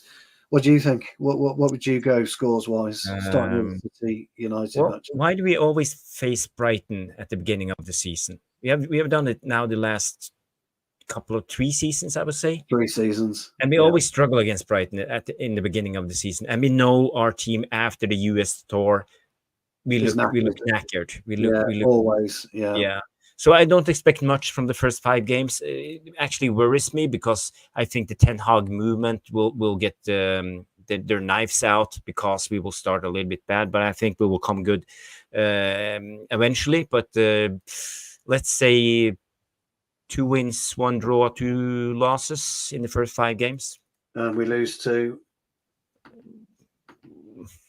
Brighton, as usual, and Liverpool, maybe. Do you think we'll lose to Liverpool? Well, I think we will come in as huge favorites, and footballing God has some way of always doing the unexpected. Okay, interesting. Yeah. So okay. It's just, but we usually don't open really well because of the US tour. I mean, it's a great question, and it's brilliant, and it'll be great to see where we are. But I think we'll surprise people this year, and I think we'll get off to a bit of a start. And I don't think we'll do City in the Community Shield on pens. Let's hope so. A couple of questions to go. We've just got 2 questions left. So, Locker45 has said, would you take 12 million for Amrabat right back? Missouri 15 and Fofana 20. So you're not going to get Fofana for 20. That's for sure. No, it's 30 minimum. Yeah, 30 to 35 minimum. Amrabat, me and Jarvis were in the 8 to 10 mark. Yeah. But we've been 8 to 10 for a good 6 to 8 weeks. So we've been quite consistent on that one. Missouri, he's not for me. He's not a player that I'm interested in. So no. Yeah, but he can play both sides. He's versatile, right back and left back, and we sure know that it's hard playing without fullbacks, and we did that last season. So yeah, I would like a versatile fullback to come in, Kadioglu. Well, I know. Well, and rightly so. Yeah. So Masore, who's he? Forget him, Kadioglu. I would like Robertson, as you know. But we're not going to get him 15 mil anyways. No. Fulham, that will be a hard deal. That would be a very, very difficult deal, and rightly so. And so he should be. He's been a terrific player. I don't think he had the greatest Copa America, though, did he? But I don't think anyone had the greatest Copa America. Finally, our last question is from our producer, Mark. And he's saying Harry Amos or Murray for left back alternate. You might have to give us a bit of info on Murray, Mark. Didn't he start against Rangers? Play the first half. Was that him? Was it Rosenborg? No, I don't think it was Murray. It could have been. It could have been. I was watching while I was working, so I don't know too much about him. So by virtue of that, Harry Amos, I would have to go with him. Yeah, he started 2 games. He started both 2 games. Yeah. Okay. Yeah. Attributes, Mark. What's his attributes? I have to be honest. I don't know much about Murray. It didn't caught my eye during those games. Harry Amos did. So for me, that person, I would on default say Harry Amos. Yeah, they're saying Murray might go out on loan. Royden's saying so. Well, guys, that's been the Q&A. I mean, Craig, it's been a monster show. It's 2 hours 40 minutes, Jarvis. It's been an absolute monster. And there's still, crikey. I don't know how many people are watching now. Well, according to my screen, it's 614 people, 555 on X, and Amazing. 61 on YouTube at the moment. So I would love to thank everybody for watching. Yes. Another Monday with Jarvis and Stu. It's been a great show. Tom had some phone calls, always work, the International Man of Mystery. So we had to leave a little bit early, but thanks to Tom for joining us. Thanks to Stu Woolley, as always, with coming with this brilliant knowledge about football. And to the VAR room, Mark Royden, Peter Day, Lucky Singh, DJ Superfly, Tommy Boyle. Yeah, there's so many of you. Brendan Chappell, with all your Lucky Singh, Rajat's been in, Jamie Wayne's been in, Brendan has been in, Alien Tenno has been in. We love Alien Tenno, absolute legend. And you're all legends. Stephanie Griffiths has been in. You are all absolute brilliant. Yeah, and I want to thank everybody for the super chats. Alien Tenno, Mick came in, Mahmoud Bavane came in with $5 or 25. I think AED. Is that Saudi? I think it might be actually. Jonathan has been in. Jeff Steele's been in.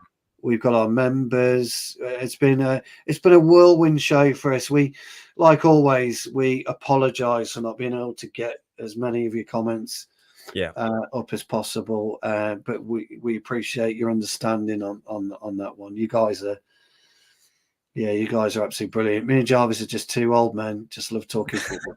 We are, aren't we? But we are two old men who love talking football. Who are you calling old? Yeah, sorry. And golf. And golf now. I'm gonna have to brush up on my golf. As always, any questions you'd like for next week? If there's anyone you'd like to get us on as a guest, we're going to try and get Phil Marsh back on the next week or two. So you can, and we're going to get him to do some stories. We're going to do a show on Phil Marsh and some stories and things like that. Get his insight into coaching younger players and things of that nature. And we're hoping to get John Commode on as well, aren't we? Bless him. Yeah, that would be great. I would love to have Johnny K on, but he's in the US. It's time difference, maybe, and he's working and stuff. Thanks. Oh, Luan's just come in as well. Luan France. Oh, Luan France. Yeah, Luan France. I promise you guys some news at the end of the show after the Q&A. I just want to bring this up because this comes in because we had this one with the Nasraoui, West Ham United, but now Florian Plettenberg comes up with a follow-up and they say Aram Wan-Bissaka is key for a possible deal with Nasraoui for Manchester United and West Ham. That Man United seriously considering to replace Wan-Bissaka with Nasraoui, but we need to sell Wan-Bissaka first, and we demand about 10 million. So this is as far as we know now. Wan-Bissaka is maybe on his way out. Wow. And the last topic of news that I found is this. No one has mentioned this very much, but I just want to bring it up. It's from El Nacional, Barca newspaper, that Barcelona are desperate to sell Frenkie de Jong and have offered him to multiple clubs, including Man United. And the asking price is only around 35 to 40 million pounds. But the problem is his wages, and it's believed to be 600k a week. So it's very expensive, and we know he wants his money. So I think we can just say bye-bye to this deal. Yeah, I think he's one of those players we were talking about earlier. Yes, he might fit the right profile as a footballer, but does he fit the right profile as a person, as a human being? And he appears to be a bit greedy for me. But then again, Barcelona gave him that contract, and he's well within his rights to want that level of pay, and it's up to him. But the ship has sailed for Frenkie de Jong I think as a serious player. The ship has sailed. Yeah, he caught an injury during the Euros. I don't know when he will be back, so I think it will be difficult. No Frenkie de Jong this summer. I don't think you're going to be any Frenkie de Jong at all until he goes on a free, personally. Yeah, I think you are right. I agree on that. I think that's a shame. And that's why I think De Ligt is looking at moving to Manchester United. I think he's looking to resurrect a career that's teetering on the edge. He's not clearly not going to play at Bayern, is he? Potentially. So. But I don't think with the new structure, Ten Hag will get the old gang together. I think actually it will be difficult now. I think we are looking at other options. So I don't think we will ever see Frankie de Jong in a Man United shirt. No chance. That's gone. That ship is gone. Then again, Jarvis, I didn't want him in the first place, as you remember. Yeah, I remember. But I wanted him, but not anymore. You did. Yeah, but I remember with that show, we both put, I felt, compelling reasons for not wanting him if we wanted him. I really did. And, you know, I love our fan base to bits, but I always find it amazing that when we're linked with a player seriously, he's the player we must have. And yet people aren't. You're not talking about. We weren't talking about Frankie de Jong 18 months before he was linked with us, were we? And you know, for me, when you're talking about players, if we got Palhinha this summer, we've been talking about him for 18 months. You know, that's the type of thing I'm looking at. You know, I could say the same about Zerski and Yoro. We weren't talking about him at all. You know, and you bring up a lot of good players. You do. You bring up a lot of good players, and that's how I judge it. So let's get your fullback in, pal. That's happening. I just want to say, when it comes to this Barcelona deal, Barcelona are trying to sign this guy Nico Williams. Not surprised. And they need money.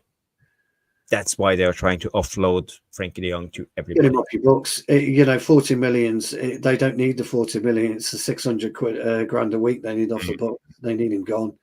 Yeah. And that for me is the key element. But you would go out for Nico Williams. Why not? Why wouldn't you? Yeah. Why brilliant player. He was brilliant. I thought he was better than that Yana Lamine, if I'm being brutally honest with you. But what do I know? Yeah. What do I know? Anyway, guys, I will hand it back over to my old mate to close the show off. Just want to thank you from my side for a brilliant night. I hope you've enjoyed it. We've had a great time tonight. It's been one of our it's been a CC movies, 2 hours 51 minutes 16 seconds, and thank you all for watching. I just can't. Yeah, thank you all for watching. Yeah. So that's the end of the show. I would thank everybody for watching. We will be back next Monday with Jarvis's Corner, 9 p.m. as usual. Then tune in tomorrow morning on Mars channel to get the latest news. Yes. And Mick will go live this week. I will say tomorrow, Wednesday, Thursday, and maybe Friday. So just stay tuned on this channel. If you haven't subscribed, and you will get notification next time we go live. So that's the end of the show. Put some comments in after the show as well, please, because Jarvis likes reading them and replies to each and every one of you. I will. You do. Okay. You're good at that. Yeah, I'm trying. Okay, everybody. Take care. Have a good one. Bye-bye. Thank you so much for stopping by and watching MUFC Realist TV. Don't forget to like and subscribe and follow us on the socials.